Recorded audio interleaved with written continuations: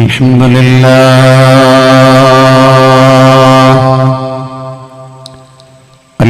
لله الذي الأحد الصمد الذي لم يلد ولم يولد ولم يكن له كفوا أحد. الحمد لله نحمده ونستعينه ونستغفره ونتوكل عليه ونعوذ بالله من شرور أنفسنا ومن سيئات أعمالنا. من يهده الله فلا مضل له ومن يضلله فلا هادي له. ونشهد أن لا إله إلا الله ونشهد أن لا إله إلا الله ونشهد أن لا إله إلا الله وحده لا شريك له. ونشهد أن سيدنا ونبينا محمدا صلى الله عليه وسلم أرسله بالهدى ودين الحق ليظهره على الدين كله ولو كره المشركون.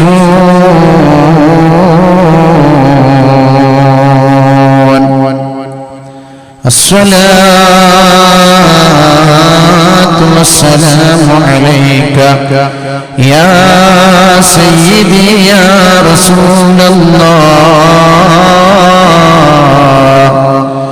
الصلاة والسلام عليك يا سيدي يا حبيب الله. الصلاة والسلام عليك يا سيدي يا رحمة للعالمين.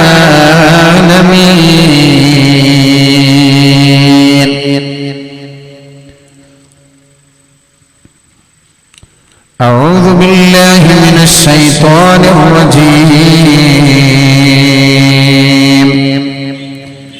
بسم الله الرحمن الرحيم. يا أيها الذين آمنوا قوا أنفسكم وأهليكم نارا. صدق الله مولانا العلي العظيم. يا رب بالمصطفى بلغ مقاصدنا واغفر لنا ما مضى يا واسع الكرم. مولاي صل وسلم دائما أبدا على حبيبك خير الخلق كلهم.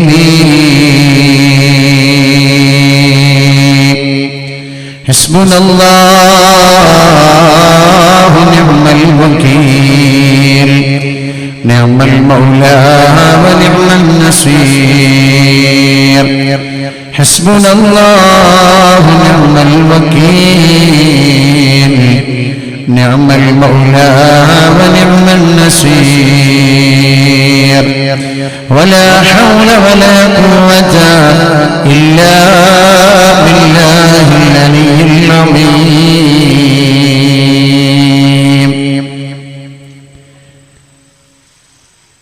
ربنا عليك توكلنا وإليك أنبنا وإليك المصير. لا إله إلا الله لا إله إلا الله لا إله إلا الله محمد رسول الله. എല്ലാ ബലാലും ആഫത്തും എടങ്ങേറുകൾ മുസീബത്തും ബദരീകളെ ബർക്കത്തിന എമൈക്കാക്കണം യാ റബ്ബനാ ലാ ഇലാഹ ഇല്ലല്ലാഹു ലാ ഇലാഹ ഇല്ലല്ലാഹ് ലാ ഇലാഹ ഇല്ലല്ലാഹു മുഹമ്മദുർ റസൂലുള്ളാഹ് ദന്നം വബാവ സുദിയം മറ്റുള്ള ദീനമടങ്ങലും ബദിരീങ്ങളെ ബർക്കത്തിന ശിഫയാക്കണം യാ റബ്ബനാ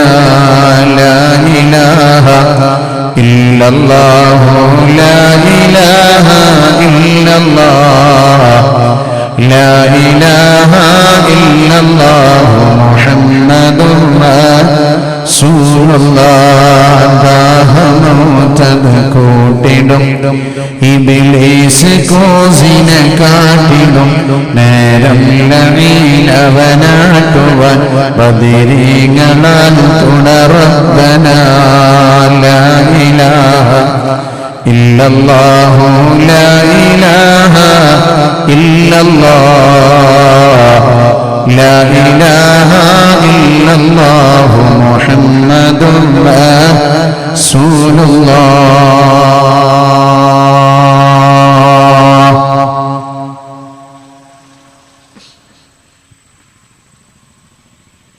റസൂലുള്ളാഹ്. വളരെയേറെ സർവധന്യൻ ആദരണീയരായ നമ്മുടെ ഈ പ്രൗഢമായ സദസ്സിന്റെ ഉദ്ഘാടന കർമ്മം നിർവഹിച്ച ബഹുമാനപ്പെട്ട സയ്യിദ് അബ്ദുർ റഷീദ് അലി ശിഹാബ് തങ്ങൾ, നമ്മുടെ ഈ സംഗമത്തിന്റെ അധ്യക്ഷൻ, നമുക്ക് ഏറെ ആദരിക്കുകയും ബഹുമാനിക്കുകയും ചെയ്യുന്ന ബഹുമാനപ്പെട്ട സയ്യിദ് ബാബുട്ടി തങ്ങൾ വരമ്പനാല, ബഹുമാനപ്പെട്ട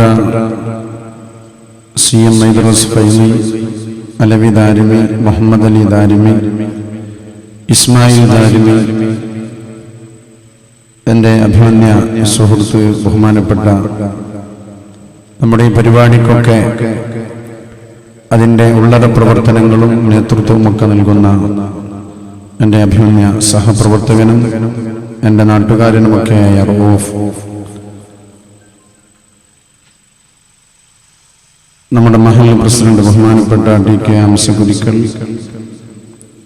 മഹൽ സെക്രട്ടറി കടവത്ത് റഷീദ്, മഹൽ ട്രഷറർ AK സുബൈർ, ഈ സ്വാഗത സംഘത്തിന്റെ ചെയർമാൻ കടവത്ത് കുഞ്ഞു, മജ്ലിസുന്നൂറിന്റെ അമീർ കടവത്ത് മമ്മിക്കുട്ടി ഹാജി തുടങ്ങിയ വളരെ പ്രമുഖരായ ഉമറാക്കളെ, ഉലമാക്കളെ, സാദാത്തീങ്ങളെ, നല്ലവരായ വിദ്യാർത്ഥി യുവജന സുഹൃത്തുക്കളെ, സഹോദരിമാരെ, അല്ലാഹു സുബ്ഹാനഹു വ തആല നമ്മുടെ ഈ മഹത്തായ സംഗമത്തെ ഖബൂൽ ചെയ്യട്ടെ. നമ്മുടെ സദസ്സിൽ അല്ലാഹു ധാരാളം ബർക്കത്തുകൾ പ്രദാനം ചെയ്യട്ടെ. ലോകത്തിന്റെ നാനാഭാഗത്തും പ്രയാസപ്പെടുന്ന എല്ലാ ജനങ്ങൾക്കും അല്ലാഹു തആല സമാധാനം നൽകി അനുഗ്രഹിക്കട്ടെ. പ്രത്യേകിച്ച് നമ്മുടെ പ്രവാസ ലോകത്തുള്ള നമ്മുടെ സഹോദരന്മാർ വലിയ പ്രതിസന്ധികൾ തരണം ചെയ്ത് ആശങ്കയോടുകൂടെ മുന്നോട്ട് പോകുന്ന ഒരു സന്ദർഭമാണ്. അല്ലാഹു തആല അവരുടെ ജോലിയിലും സ്ഥാപനത്തിലും ബർക്കത്ത് ചെയ്യുകയും ഓരോ രാജ്യത്തെയും ഭരണാധികാരികൾക്ക് ആ രാജ്യത്തുള്ള വിദേശികളോട് മമത കാണിക്കാനുള്ള വിശാലമായ മനസ്സ് അല്ലാഹു തആല പ്രദാനം ചെയ്യട്ടെ.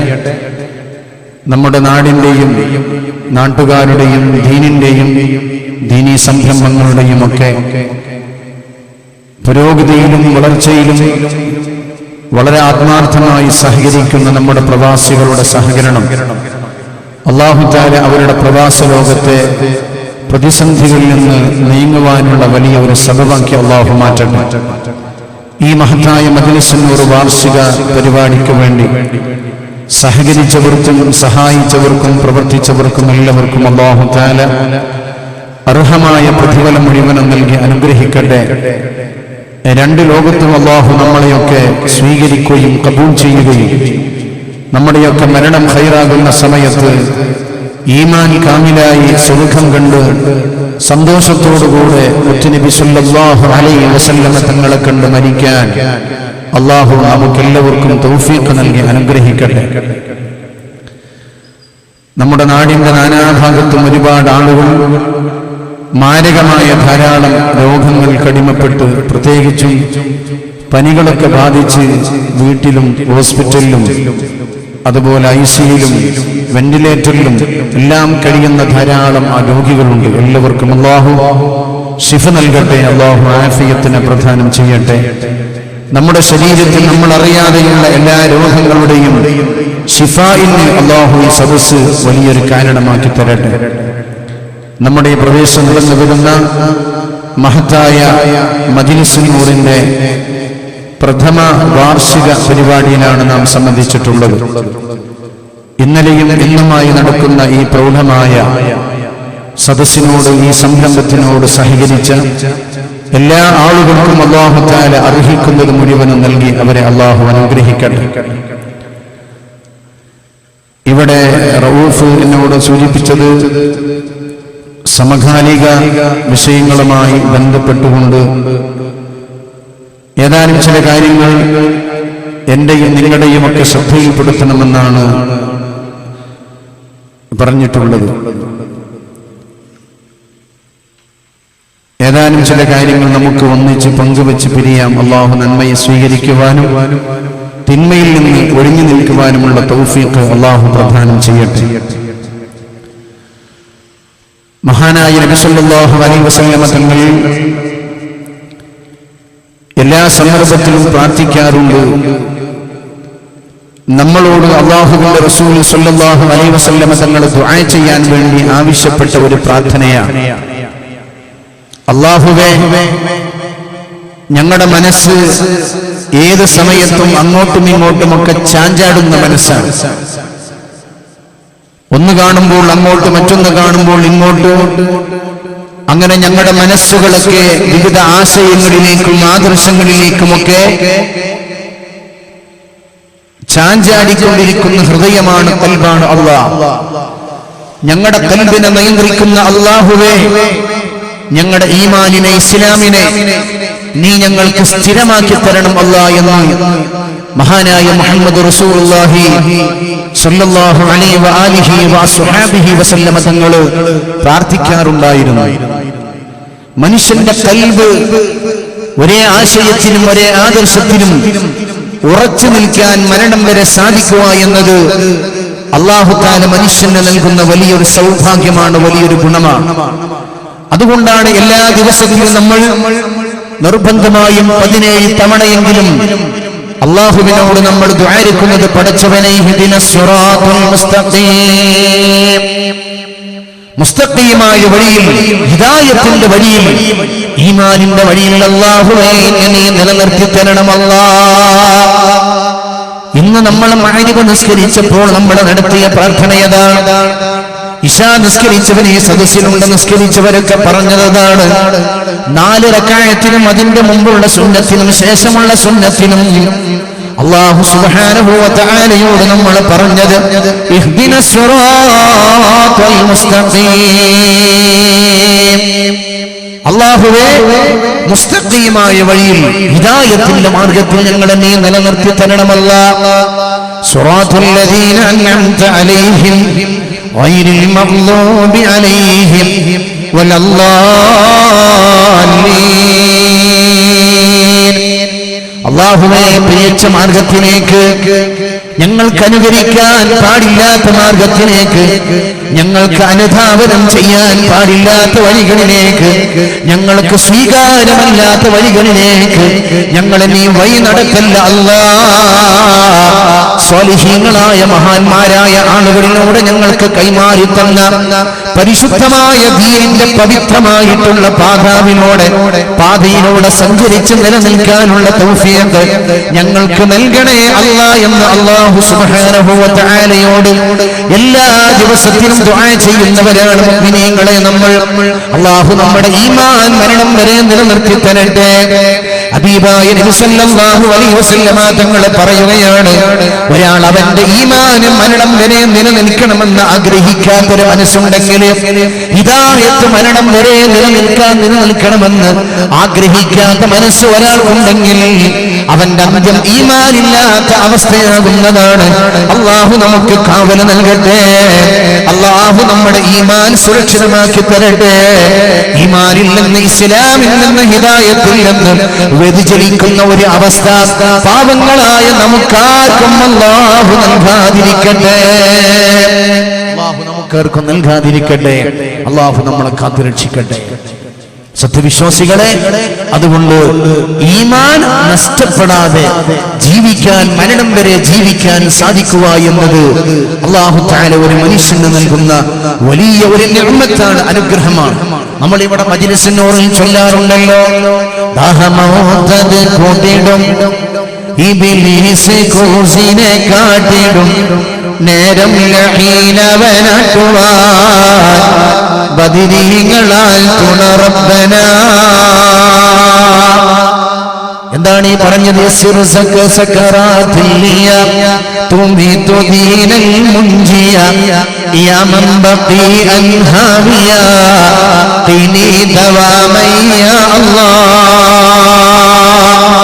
നമ്മൾ മജ്‌ലിസിനൂറിന്റെ അവസാനത്തെ വരികളിൽ ആവർത്തിച്ച് പറയുന്ന വരികളാണ്. അല്ലാഹുവേ, മരിക്കുന്ന സമയത്ത് ഈമാൻ നഷ്ടപ്പെട്ടുകൊണ്ട് മരണത്തിന്റെ പ്രയാസകരമായ അവസ്ഥയിൽ കിടന്ന് പ്രതിസന്ധിയുള്ള മരണം നൽകാതെ ആ സമയത്ത് ഞങ്ങളെ പ്രയപ്പിക്കാൻ വരുന്ന ശൈത്താന്റെ ശർറിൽ നിന്ന് ഞങ്ങൾക്ക് നീ കാവൽ നൽകി ഞങ്ങളെ നീ രക്ഷപ്പെടുത്തണേ അല്ലാഹ് എന്ന് റബ്ബിനോട് നമ്മൾ ദുആ ചെയ്യാറില്ലേ മുഅ്മിനീങ്ങളെ? അല്ലാഹു നമ്മുടെ ആഖിബത്ത് നന്നാക്കി തരട്ടെ. അല്ലാഹു നമ്മുടെ അവസാനം നന്നാക്കി തരട്ടെ. ഒരാൾ മരിക്കുന്നത് വരെ മുസ്ലിമായി ജീവിച്ചു, മരിക്കുന്ന സമയത്ത് ഈമാൻ നഷ്ടപ്പെട്ടുകൊണ്ട് അയാൾ മരണപ്പെട്ടു. സുബ്ഹാനല്ലാഹ്, എന്തൊരു സൗഭാഗ്യമില്ലാത്ത ജീവിതമാണ്, എന്തൊരു ഭാഗ്യം നഷ്ടപ്പെട്ട മനുഷ്യനാണ്. എത്രമാത്രം നഷ്ടമാണ് ആ മനുഷ്യന് സംഭവിക്കുന്നത്. എന്നാൽ ഒരാൾ മരിക്കുന്നത് വരെ തമ്മാടിയും മോശക്കാരനുമായി ജീവിച്ചു, അയാൾ മരിക്കുന്ന സമയത്ത് അല്ലെങ്കിൽ മരിക്കുന്നതിനോട് തൊട്ടടുത്തുള്ള സമയത്ത് അയാൾ നല്ല മുഅ്മിനായി ഈമാനോടുകൂടെ സ്വർഗ്ഗം കൊണ്ട് സന്തോഷത്തോടുകൂടെ അയാൾ മരണപ്പെട്ടു എന്ന് സങ്കൽപ്പിക്കാൻ അൽഹംദുലില്ലാഹ്, എന്തൊരു സൗഭാഗ്യമാണ്. അല്ലാഹു നമ്മുടെ ഈമാനും ഇസ്ലാമും ഹിദായത്തും മരണം വരെ നമുക്ക് അല്ലാഹു നിലനിർത്തി തരട്ടെ. അതുകൊണ്ട് ഈമാനിൽ, വിശ്വാസത്തിൽ ചാഞ്ചാട്ടമില്ലാതെ ആരുടെയെങ്കിലും സ്നേഹപ്രകടനങ്ങൾക്ക് മുമ്പിൽ വിശ്വാസത്തിനെയും നമ്മുടെ ഈമാനിനെയും നമ്മളെ പ്രസവിച്ച മാതാപിതാക്കളെയും നമുക്ക് സംരക്ഷണം നൽകിയിട്ടുള്ള നമുക്ക് വേണ്ടി പ്രയാസപ്പെട്ട ബന്ധപ്പെട്ടവരെയും ഒക്കെ മറന്നുകൊണ്ട് നമ്മുടെ വിശ്വാസത്തെ പണയപ്പെടുത്തി മറ്റുള്ളവരോടുകൂടെ ജീവിതം ഹോമിക്കപ്പെടുന്നവരിൽ അല്ലാഹു നമ്മയും നമ്മുടെ കുടുംബത്തെയും ഉൾപ്പെടുത്താതെ അല്ലാഹു കാത്തുരക്ഷിക്കട്ടെ. പ്രിയപ്പെട്ടവരെ, അതുകൊണ്ട് ഒന്നാമതായി നമുക്കുണ്ടാകേണ്ടത് സമകാലിക ലോകത്തുള്ള സംഭവത്തിൽ നിന്ന് നമ്മൾ വളരെ പ്രധാനമായി ഉൾക്കൊള്ളേണ്ട പാഠം നമ്പർ 1, അല്ലാഹുവിലുള്ള അചഞ്ചലമായ വിശ്വാസത്തിനെ ശക്തിപ്പെടുത്തുക എന്നതാണ്. അല്ലാഹുവിലുള്ള അചഞ്ചലമായ വിശ്വാസത്തിനെ ശക്തിപ്പെടുത്താൻ നമുക്ക് സാധിക്കണം. അല്ലാഹു തൗഫീഖ് നൽകട്ടെ.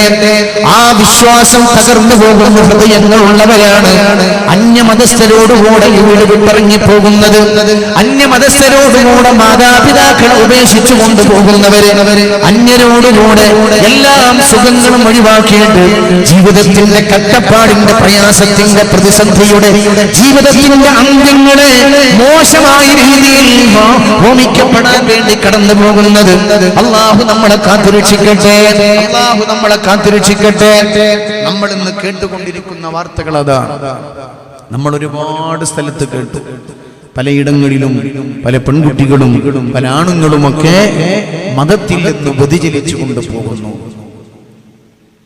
നമ്മൾ വളരെ ഗൗരവത്തോടുകൂടെ ആലോചിക്കുകയും ഇത്തരം പ്രതിസന്ധികൾ നമ്മുടെ കുടുംബത്തിൽ കടന്നു വരാനിരിക്കാനുള്ള, അത് എത്താതിരിക്കാനുള്ള ബ്ലോക്കുകൾ നമ്മുടെ ഓരോ വീട്ടിലും വേണം. നമ്മുടെ വീടിന് വലിയ വലിയ വലിയ നീണ്ടു നിൽക്കുന്ന വലിയ മതിലുണ്ട്. അതുകൊണ്ടൊന്നും ഇത്തരത്തിലുള്ള പ്രതിസന്ധി വരാതിരിക്കൂല. നമ്മുടെ വീടിന്റെ ഗേറ്റ് റിമോട്ട് കൺട്രോളിൽ ചലിക്കുന്ന ഗേറ്റാണ്. വീടിന്റെ ഉടമസ്ഥൻ വന്ന് വണ്ടി നിർത്തി വണ്ടിയിൽ നിന്ന് ബട്ടണമർത്തിയാൽ തുറക്കുന്ന മനോഹരമായ ഗേറ്റാണ്. ഈ ഭദ്രമായ ഗേറ്റ് ഉള്ളത് കൊണ്ടൊന്നും നിന്റെ വീട്ടിന്റെ അകത്തളത്തിൽ പിശാച് കടക്കൂല എന്ന് നമ്മൾ ആരും ചിന്തിക്കപ്പെടാൻ പാടില്ല. ഒരുപക്ഷെ ആർക്കെങ്കിലും പെട്ടെന്ന് കടന്നു വരാനുള്ള ഒരു ബ്ലോക്ക് ആ മതിൽ കൊണ്ട് സൃഷ്ടിച്ചേക്കാം. നിന്റെ വീടിന്റെ മതിലിന്റെ മുകളിൽ നീ എഴുതി വെച്ചിട്ടുണ്ട് പരസ്യം പതിക്കരുത് എന്ന്. പക്ഷേ അതൊരു അസത്യമാണ്. നിന്റെ വീടിന്റെ മുകളിൽ നീ പരസ്യം പതിക്കരുത് എന്ന് എഴുതി വെച്ചിട്ട് നിന്റെ വീട്ടിന്റെ ഉള്ളിലുള്ള ടിവിയിലൂടെ 24 മണിക്കൂറും നീ കാണുന്നത് നിന്റെ ജീവിതത്തെ മുഴുവനും നശിപ്പിക്കപ്പെടുന്ന പരസ്യങ്ങളാണ്. അല്ലാഹു നമ്മളെ കാത്തുരക്ഷിക്കട്ടെ. അതുകൊണ്ട് നിന്റെ അമ്പരചുംബികളായിട്ടുള്ള വീടിന്റെ മുറ്റത്ത് മനോഹരമായിട്ടുള്ള വലിയ മതിൽക്കെട്ടുകൾ ഉണ്ടായത് കൊണ്ട് കാര്യമില്ല. ആ ഗേറ്റുകൾ രണ്ട് മതിലുകളും ബന്ധിപ്പിക്കുന്നിടത്ത് വലിയ ഒരു സുന്ദരമായിട്ടുള്ള ആകർഷണീയമായിട്ടുള്ള 10,000 ചെലവഴിച്ചിട്ടുള്ള വലിയ മതിലുണ്ടായത് കൊണ്ട്, ഗേറ്റ് ഉണ്ടായത് കൊണ്ട് കാര്യമായില്ല. വീടിന്റെ ചുറ്റുഭാഗത്തും വലിയ വലിയ വലിയ വലിയ ക്യാമറകൾ സ്ഥാപിക്കപ്പെട്ടത് കൊണ്ട് കാര്യമായില്ല. ഈ വീട് CCTV നിയന്ത്രണത്തിലാണ്, നിരീക്ഷണത്തിലാണ്. സാധ്യമല്ല കൂട്ടരെ. നമ്മുടെ കൽവിൽ ഈമാനിനെ ഉറപ്പിക്കപ്പെടുന്ന മതിൽക്കെട്ടുകളുണ്ടോ അവിടെ ഒരാൾക്കും പ്രവേശിക്കാൻ സാധ്യമല്ല. വീടിന്റെ മതിൽ മനോഹരമാണ്, വീടിന്റെ ഗേറ്റ് അതിലേറെ മനോഹരമാണ്. വീടിന്റെ ഗേറ്റിലും മുറ്റത്തുമൊക്കെ ചുറ്റുഭാഗത്തും റിമോട്ട് കൺട്രോള് നമ്മൾ CCTV നിരീക്ഷണത്തിലാണ്. സാധ്യമല്ല. നിന്റെ മനസ്സിന്റെ ഉള്ളിലേക്ക് അല്ലാഹുവാകുന്ന ചിന്തക്കപ്പുറമുള്ള ചിന്തകൾ പ്രവേശിക്കാതിരിക്കാൻ, അല്ലാഹുവിലുള്ള അചഞ്ചലമായ വിശ്വാസം നഷ്ടപ്പെടാതിരിക്കാൻ എന്ത് മതിലാണ് ഹൃദയത്തിന് നീ കെട്ടിയിട്ടുള്ളത്? നമ്മുടെ കണ്ണാകുന്ന ഈ കാഴ്ചയാകുന്ന ഈ TV, കണ്ണാകുന്ന നമ്മുടെ ഈ ക്യാമറ, ഇതുകൊണ്ട് ഹറാമ് കാണാതിരിക്കാൻ എന്ത് കൺട്രോളാണ് നിന്റെ കണ്ണിനെ നീ വെച്ചിട്ടുള്ളത്? നിന്റെ ചെവി കൊണ്ട് കേട്ടുകൊണ്ടിരിക്കുന്ന ഹറാമിനെ കേൾക്കാതിരിക്കാൻ എന്ത് കൺട്രോളാണ് നിന്റെ ചെവിക്ക് നീ സ്ഥാപിക്കപ്പെട്ടിട്ടുള്ളത്? നിന്റെ കൈ കൊണ്ട് കൊടുക്കുന്ന ഹറാമിനെ നീ കൊടുക്കാതിരിക്കാനും വാങ്ങിക്കാതിരിക്കാനും എന്ത് കൺട്രോളാണ് നിന്റെ കയ്യിൽ നീ സ്ഥാപിച്ചിട്ടുള്ളത്? അത് നിന്റെ മതിൽ കൊണ്ട് സാധ്യമല്ല. വീടിന്റെ മനോഹരമായിട്ടുള്ള ഗേറ്റ് ഉണ്ടായത് കൊണ്ട് സാധ്യമല്ല. വീടിന്റെ ചുറ്റുഭാഗത്തും CCTVയുടെ നിരീക്ഷണം ഉണ്ടായത് കൊണ്ട് കാര്യമില്ല. CCTV ഉണ്ടായിട്ട് പോലും വലിയ വലിയ കള്ളന്മാര് വന്നിട്ട് വീട്ടിൽ നിന്ന് കോടികൾ മോഷ്ടിച്ചു കൊണ്ടുപോകുന്ന കഥകളില്ലേ നമ്മൾ കണ്ടുകൊണ്ടിരിക്കുന്നത്? എവിടെ CCTV ഉണ്ടായത് കൊണ്ട് കളവ് നടക്കാതിരുന്നത്? CCTV ഉണ്ടായത് കൊണ്ട് എവിടെയാണ് കൊലപാതകം നടക്കാതിരുന്നത്? CCTV ഉണ്ടായത് കൊണ്ട് ഏത് കടക്കാണ് സുരക്ഷിതമുണ്ടായത്? സംഭവിക്കേണ്ടതൊക്കെ സംഭവിക്കുന്നുണ്ട്. ഒരുപക്ഷെ സംഭവിച്ചതിന് ശേഷം ആളുകളെ പിടികൂടും. ഒരാൾ കൊന്നിട്ട് പോയി, കൊന്നാളെ പിന്നെ പിടിച്ചു. അയാളെ പിടിക്കാന്നല്ലാതെ കൊന്നാളെ പിന്നെ എന്ത് ചെയ്യാൻ പറ്റൂല, നമുക്ക് ജീവിപ്പിക്കാൻ പറ്റൂലല്ലോ. അപ്പം നമ്മുടെ വീട് ഭദ്രമാണ് എന്ന് നമ്മൾ തെറ്റിദ്ധരിച്ചു പോയിട്ടുണ്ട്. പക്ഷേ നമ്മുടെ വീട് ഭദ്രമാകണമെങ്കിൽ നമ്മുടെ വീടിന്റെ അകത്തളത്തിൽ ഇസ്ലാമിയത്തുണ്ടാകണം, ഇസ്ലാമികമായ അന്തരീക്ഷം ഉണ്ടാകണം, ഇസ്ലാമികമായിട്ടുള്ള കൾച്ചർ ഉണ്ടാകണം, ഇസ്ലാമികമായിട്ടുള്ള സ്വഭാവങ്ങൾ ഉണ്ടാകണം, പെരുമാറ്റം ഉണ്ടാകണം. ഹബീബായ നബി സല്ലല്ലാഹു അലൈഹി വസല്ലമ തങ്ങൾ പറയുകയാണ്, ഏറ്റവും വലിയ നിധി എന്ന് പറഞ്ഞാൽ, ഗിഫ്റ്റ് എന്ന് പറഞ്ഞാൽ, സമ്മാനം എന്ന് പറഞ്ഞാൽ, ഹബീബായ റസൂലുള്ളാഹി സ്വല്ലല്ലാഹു അലൈഹി വസല്ലമ തങ്ങൾ പറയുന്നു, സഹോദരന്മാരെ, അല്ലാഹുവിന്റെ റസൂൽ പറയുന്നു, ഒരു കുടുംബത്തിലെ ഗ്രഹനാഥനും അവിടുത്തെ ഉപ്പയും ഉമ്മയും ഏറ്റവും ആ വീട്ടുകാർക്ക് നൽകുന്ന, വീട്ടിലുള്ള അഹിലുകാർക്ക് നൽകുന്ന ഏറ്റവും വലിയ സമ്മാനമെന്ന് പറഞ്ഞാൽ അതവിടുത്തെ സംസ്കാരമാണ്, സൽസ്വഭാവമാണ്, നീതിയോടുകൂടിയുള്ള പെരുമാറ്റങ്ങളും മാതൃകയുമാണെന്ന് ഹബീബായ മുഹമ്മദ് മുസ്തഫ സ്വല്ലല്ലാഹു അലൈഹി വസല്ലം തങ്ങൾ നമ്മളെ പഠിപ്പിക്കുകയാണ്. ഇനിയാണ് നമ്മൾ ചിന്തിക്കേണ്ടത്. മറ്റു മതസ്ഥരോടുകൂടെ വീട് വിട്ടിറങ്ങി പോകുന്ന പെണ്ണിന്റെ കഥ പറയുന്നവർ കണ്ണൂർ ജില്ലയിലെ പെണ്ണിന്റെ കഥ പറഞ്ഞ് നമ്മൾ കരയുകയാണ്. മലപ്പുറത്തെ ഏതോ കുഗ്രാമത്തിൽ നിന്ന് അന്യമതസ്ഥനോടുകൂടെ ഇറങ്ങിപ്പോയിട്ടുള്ള പെണ്ണിന്റെ കഥകൾ പറഞ്ഞിട്ട് നമ്മൾ വാട്സപ്പിലും ഫേസ്ബുക്കിലും ഈ പിക്ചർ കണ്ടിട്ട് നമ്മൾ ഇങ്ങനെ അയവിറക്കുകയാണ്. നമ്മൾ അതിനെപ്പറ്റി ഇങ്ങനെ ചെറുപണം നടത്തുകയാണ്. സഹോദരന്മാരെ, സഹോദരികളെ, നിങ്ങൾ ചിന്തിക്കണം. എന്നാൽ നമ്മുടെ വീട്ടിന്റെ ഉള്ളിൽ നിന്ന് ഒരു പെൺകുട്ടി പോകാതിരിക്കാൻ ഉമ്മയായ പ്രസവിച്ച ഉമ്മയെ ധിക്കരിച്ചുകൊണ്ട്, വാത്സല്യത്തോടുകൂടെ വളർത്തിയിട്ടുള്ള വാപ്പനെ ധിക്കരിച്ചുകൊണ്ട്, തന്റെ ആങ്ങളെയും ഭർത്താവിനെയും വഞ്ചിച്ചുകൊണ്ട് പ്രിയപ്പെട്ട നമ്മുടെ പെങ്ങളും നമ്മുടെ ഭാര്യയും നമ്മുടെ മകളും പോകാതിരിക്കാൻ എന്ത് സുരക്ഷിതത്വമാണ് പ്രിയപ്പെട്ടവരെ നമ്മുടെ വീട്ടിന്റെ ഉള്ളിൽ നമ്മൾ ചെയ്തു വെക്കപ്പെട്ടിട്ടുള്ളത്. നമ്മൾ ശ്രദ്ധിക്കണ്ടേ. ഹബീബായ നബി സല്ലല്ലാഹു അലൈഹി വസല്ലം തങ്ങൾ പറയുന്നു, ഒരു മാതാവും പിതാവും ഒരു കുഞ്ഞിനിക്ക് നൽകുന്ന ഏറ്റവും പ്രധാനമായ സമ്മാനമെന്ന് പറഞ്ഞാൽ തിരൂരിലെ ഗൾഫ് ബസാറിൽ പോയിട്ട് അവർക്ക് കളിക്കാനുള്ള വലിയ കളിപ്പാട്ടകൾ കൊടുക്കലല്ല.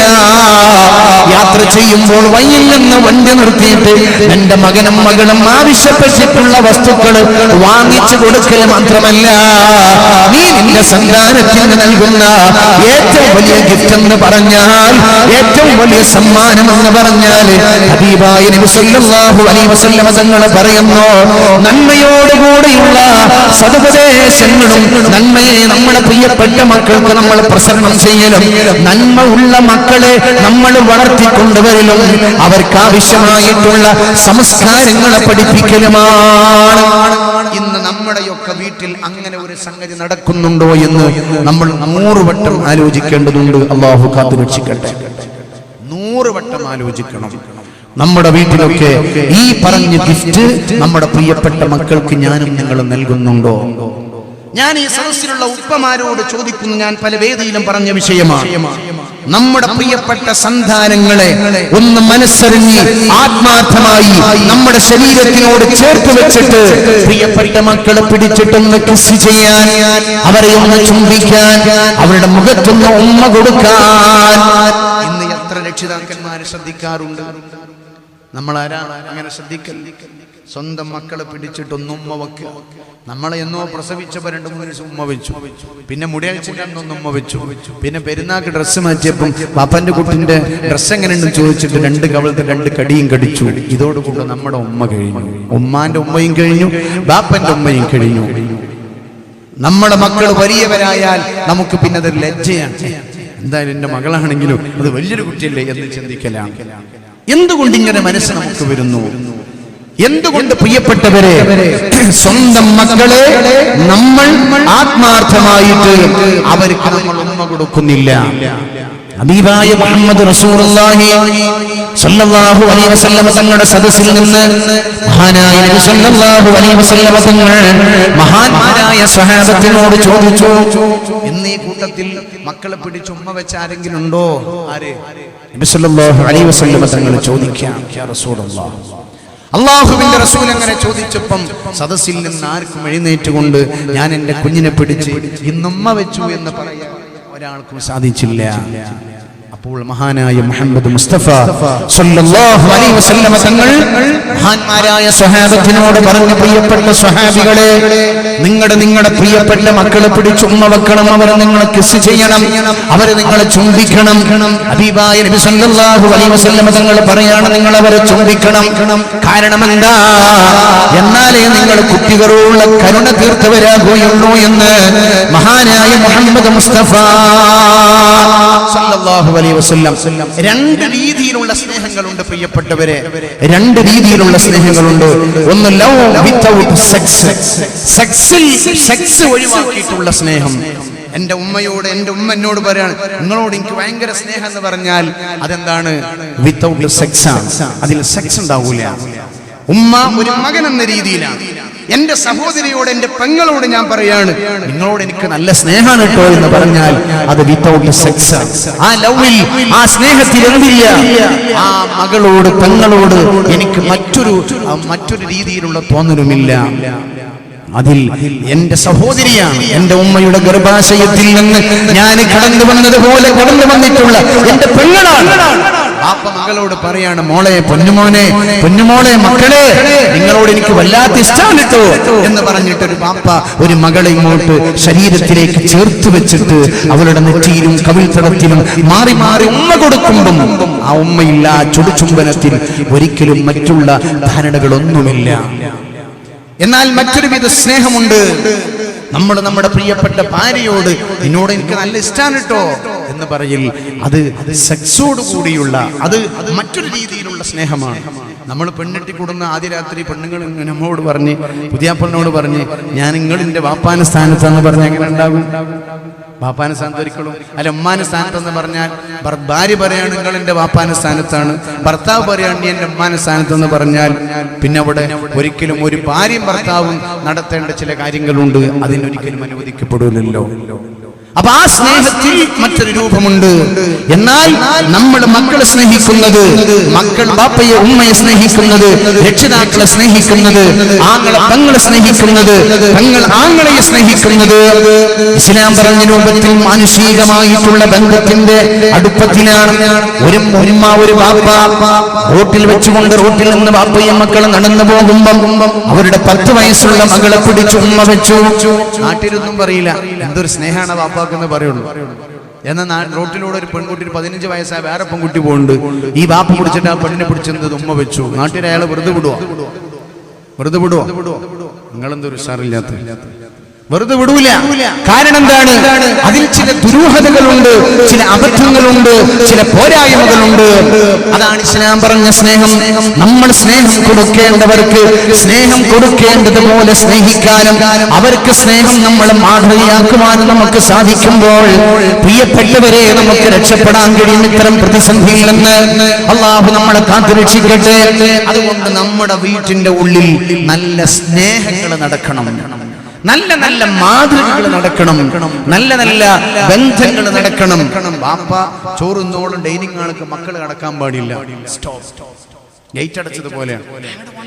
ബാപ്പ ചോറുന്നുണ്ട്, മക്കൾ വേണ്ട. ബാപ്പയും ഭക്ഷണം കഴിക്കണം, അതുകൊണ്ട് അതിൽ പോകാൻ പാടില്ല മക്കള്. അവർക്ക് അലൗട്ടില്ല, അവർക്ക് അങ്ങോട്ട് പ്രവേശനമില്ല. എത്ര വീട്ടിൽ അങ്ങനെ ഉണ്ട്.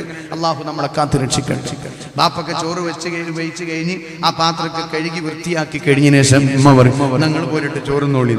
എന്താ നമ്മൾ മക്കൾക്ക് ചെറുപ്പത്തിൽ കൊടുക്കേണ്ട സ്നേഹം നമുക്ക് പലപ്പോഴും കൊടുക്കാൻ സാധിക്കുന്നില്ല. ഇതിന്റെ അനുഭവങ്ങളാണ് പലപ്പോഴും ഇത്തരം സംഭവങ്ങൾക്ക് നിദാനമാകുന്നത് എന്ന് ഈ കഴിഞ്ഞ ദിവസങ്ങളിലൊക്കെ ഇതുമായി ബന്ധപ്പെട്ട് നടന്ന എല്ലാ ചർച്ചകളിൽ നിന്നും ലേഖനങ്ങളിൽ നിന്നും പ്രഭാഷകന്മാരുടെ പ്രഭാഷണമൊക്കെ നമുക്ക് അങ്ങനെയാണ് പാഠം ഉൾക്കൊള്ളാൻ സാധിച്ചത്. അല്ലാഹു നമ്മുടെ കുടുംബജീവിതം സന്തോഷത്തിലാക്കി തരട്ടെ. പ്രിയപ്പെട്ട രക്ഷിതാക്കന്മാരെ, അതുകൊണ്ട് നമ്മൾ ഒന്നാമതായി ഇത്തരത്തിലുള്ള വിഷയത്തിനുള്ള ഒന്നാമത്തെ പരിഹാരം ഞാൻ പറഞ്ഞു. നമ്പർ 1, അല്ലാഹുവിനെ പറ്റിയുള്ള ഭയം നമ്മുടെ മക്കൾക്കും നമ്മളിലും ഉണ്ടാകുക. രണ്ടാമതായി നമ്മുടെ പ്രിയപ്പെട്ട സന്താനങ്ങളെ നമ്മൾ സ്നേഹിക്കേണ്ടതുപോലെ സ്നേഹിക്കുക, അവരെ നമ്മൾ നല്ല സ്നേഹിക്കുക. മഹാനായ സയ്യിദുന ഉമർ റളിയല്ലാഹു അൻഹു പറയുകയാണ്, നിങ്ങളുടെ പ്രിയപ്പെട്ട മക്കളോടുകൂടെ, നിങ്ങളുടെ പ്രിയപ്പെട്ട സന്താനങ്ങളോടുകൂടെ നിങ്ങൾ 7 വർഷക്കാലം നിങ്ങൾ അവരോടുകൂടെ കളിക്കണം. എങ്ങനെ? 7 വർഷക്കാലം മക്കളോടുകൂടെ നമ്മൾ കളിക്കണം. നമ്മളെ മക്കളോട് കൂടെ കളിക്കുക, 7 വയസ്സ് വരെ മക്കളോട് കൂടെ കളിക്കാൻ നമുക്ക് സമയമുണ്ടോ? മക്കൾ എവിടെങ്കിലും പോയിട്ട് ഏതെങ്കിലും പാടത്ത് പോയിട്ട് കളിക്കുക. നമ്മളെ വീട്ടിൽ വന്നിട്ട് കുട്ടികൾ വെറുതെ തമാശക്ക് ഒരു പന്ത് തട്ടിയാൽ നമ്മൾ അവരോട് ഇവിടെ പന്ത് പുറത്ത് പോകണം, പുറത്ത് തന്നെയാണ് പന്ത് തട്ടേണ്ടത്, വീട്ടിൻ്റെ ഉള്ളിലല്ല. അതൊക്കെ ശരിയാണ്, പക്ഷെ അതിന് രീതിയുണ്ട്. നമ്മളെന്ത് ചെയ്യുക? പന്ത് കിട്ട് വാങ്ങിയിട്ട് എന്നാൽ വാപ്പ ഒരു അടി അടിക്കാം, വാപ്പൊന്ന് വല്ല തട്ടി, മകനെന്ന് അവിടെ നിന്ന് ഇങ്ങോട്ട് തട്ടി, അങ്ങനെ 2 പേര് 2 തട്ടം കൊണ്ടും ഇങ്ങോട്ടൊക്കെ തട്ടി. എന്നിട്ട് നമ്മൾ പറയും ഇനി കളിക്കേണ്ട പുറത്തെന്ന് പറഞ്ഞാൽ വല്ല കുട്ടികളെ പുറത്ത് കാക്കുക. എന്നിട്ട് പിറ്റേന്ന് നല്ലൊരു ബലൂൺ വാങ്ങിക്കൊണ്ടുവരിക. എന്നിട്ട് ഈ ബലൂൺ വീർപ്പിച്ചിട്ട് വീട്ടിൻ്റെ ഉള്ളിൽ ബലൂൺ തട്ടിയപ്പോൾ ഗ്ലാസ് പൊട്ടൂല, ഒരു പ്രശ്നം ഉണ്ടാവില്ല. ബലൂൺ എന്ത് ചെയ്യുക? വാപ്പ ഒരു ഭാഗം ഒരു തട്ട്, മകനെ 5 വയസ്സായ 7 വയസ്സായ 6 വയസ്സായ മകനും മകളും ഇപ്പുറം ഒരു തട്ട്, അങ്ങനെ 4 തട്ട്, ഒരു 10 മിനിറ്റ് അതിനു വേണ്ടി ഉപയോഗപ്പെടുത്തുക. നമ്മുടെ മക്കൾക്ക് നമ്മളിലേക്ക് ആകർഷിക്കുവാനും നമ്മളോട് നമ്മളോടുള്ള സ്നേഹബന്ധങ്ങളും നിലനിർത്തുവാനും പ്രിയപ്പെട്ടവരെ സാധിക്കുന്ന ഒരവസ്ഥ നമ്മുടെ വീട്ടിന്റെ അകത്തളത്തിനുണ്ടാക്കിയെടുക്കാൻ നമുക്ക് സാധിക്കണം. അല്ലാഹു തൗഫീഖ് നൽകട്ടെ. മഹാനായ സയ്യിദുനാ ഉമർ റളിയല്ലാഹു അൻഹു പറയുന്നു, നിങ്ങളുടെ പ്രിയപ്പെട്ട മക്കളോടുകൂടെ നിങ്ങൾ 7 വർഷക്കാലം നിങ്ങൾ അവരോടുകൂടെ കളിക്കണേ. അവരോടുകൂടെ നിങ്ങൾ കളിക്കുമ്പോൾ എന്തുണ്ടാകും? അവരെ മനസ്സ് നമ്മുടെ മനസ്സിലേക്ക് ചേർത്ത് വെക്കാൻ നമുക്ക് സാധിക്കും. അപ്പോൾ നമ്മൾ പറയുന്ന കളികൾ മാത്രമേ പിന്നീട് മക്കൾ കളിക്കുകയുള്ളൂ. അനാവശ്യമായ കളികളിലേക്ക് അവർ പോകൂല, വൃത്തികേടുകളിലേക്ക് അവർ പോകൂല, വേണ്ടാത്തരങ്ങളിലേക്ക് അവർ കടന്നു ചെല്ലൂല. നന്മയിലേക്ക് മാത്രമാണ് പിന്നെ മക്കൾ കടന്നു പോകുക. അപ്പൊ നമ്മൾ ആ രീതിയിൽ മക്കളോട് പെരുമാറുക. പ്രിയപ്പെട്ടവരെ, അതുപോലെ തന്നെ മഹാനായ സയ്യിദുനാ ഉമർ റളിയല്ലാഹു അൻഹു പറയുകയാണ്, ബാക്കിയുള്ള 7 വർഷക്കാലം, 7 വയസ്സ് കഴിഞ്ഞ് പിന്നെയുള്ള 7 വർഷക്കാലം നിങ്ങളുടെ പ്രിയപ്പെട്ട മക്കളെ നിങ്ങൾ നല്ലതുപോലെ ഉപദേശിക്കണം കേട്ടോ. നല്ല നല്ല ഉപദേശങ്ങൾ മക്കൾക്ക് നമ്മൾ ഇങ്ങനെ മെല്ലെ മെല്ലെ കൊടുക്കുക.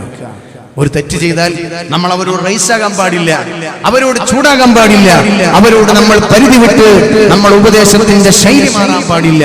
മാന്യമായിട്ട് നമ്മൾ അവരെ ഉപദേശിക്കുക. നല്ല നല്ല ഉപദേശങ്ങൾക്ക് അവർക്ക് അവസരോചിതമായിട്ട് നമ്മൾ കൊടുക്കുക. നമ്മുടെ വീട്ടിന്റെ അടുത്തുള്ള അയൽവാസിയുടെ വീട്ടിൽ നിന്ന് നമ്മുടെ പ്രിയപ്പെട്ട മകൻ ഒരു വസ്തു കട്ടുകൊണ്ടുവന്നു എന്ന് സങ്കല്പിക്കുക.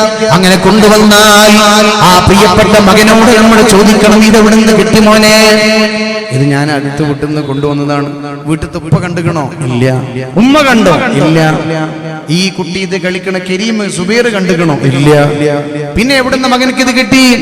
ഇത് ഞാൻ ആരും കാണാതെ കൊണ്ടുവന്നതാണ്. ചിലന്മാര് പറഞ്ഞു, ഞാൻ ആരോട് മുണ്ടണ്ടിട്ടോ, അമ്മാന്റെ കുട്ടി ഇത് ആരോട് പറഞ്ഞു കൊടുക്കണം കേട്ടോ, ഇത് മെല്ലപ്പോഴും എടുത്തു വെക്കാം, നമുക്കൊരു 4 ദിവസം കഴിഞ്ഞിട്ട് എന്ത് ചെയ്യാം, എടുക്കാം. പണി പറ്റിച്ചില്ലേ? പണി പറ്റിച്ചു. നിങ്ങള് രക്ഷിതാക്കള്, സംഗതി വളരെ അപകടത്തിലേക്കുള്ളൊരു മെസ്സേജാണ് ഈ 7 വയസ്സ് 8 വയസ്സ് പ്രായമായ കുട്ടിക്ക് നമ്മൾ കൈമാറിയത്.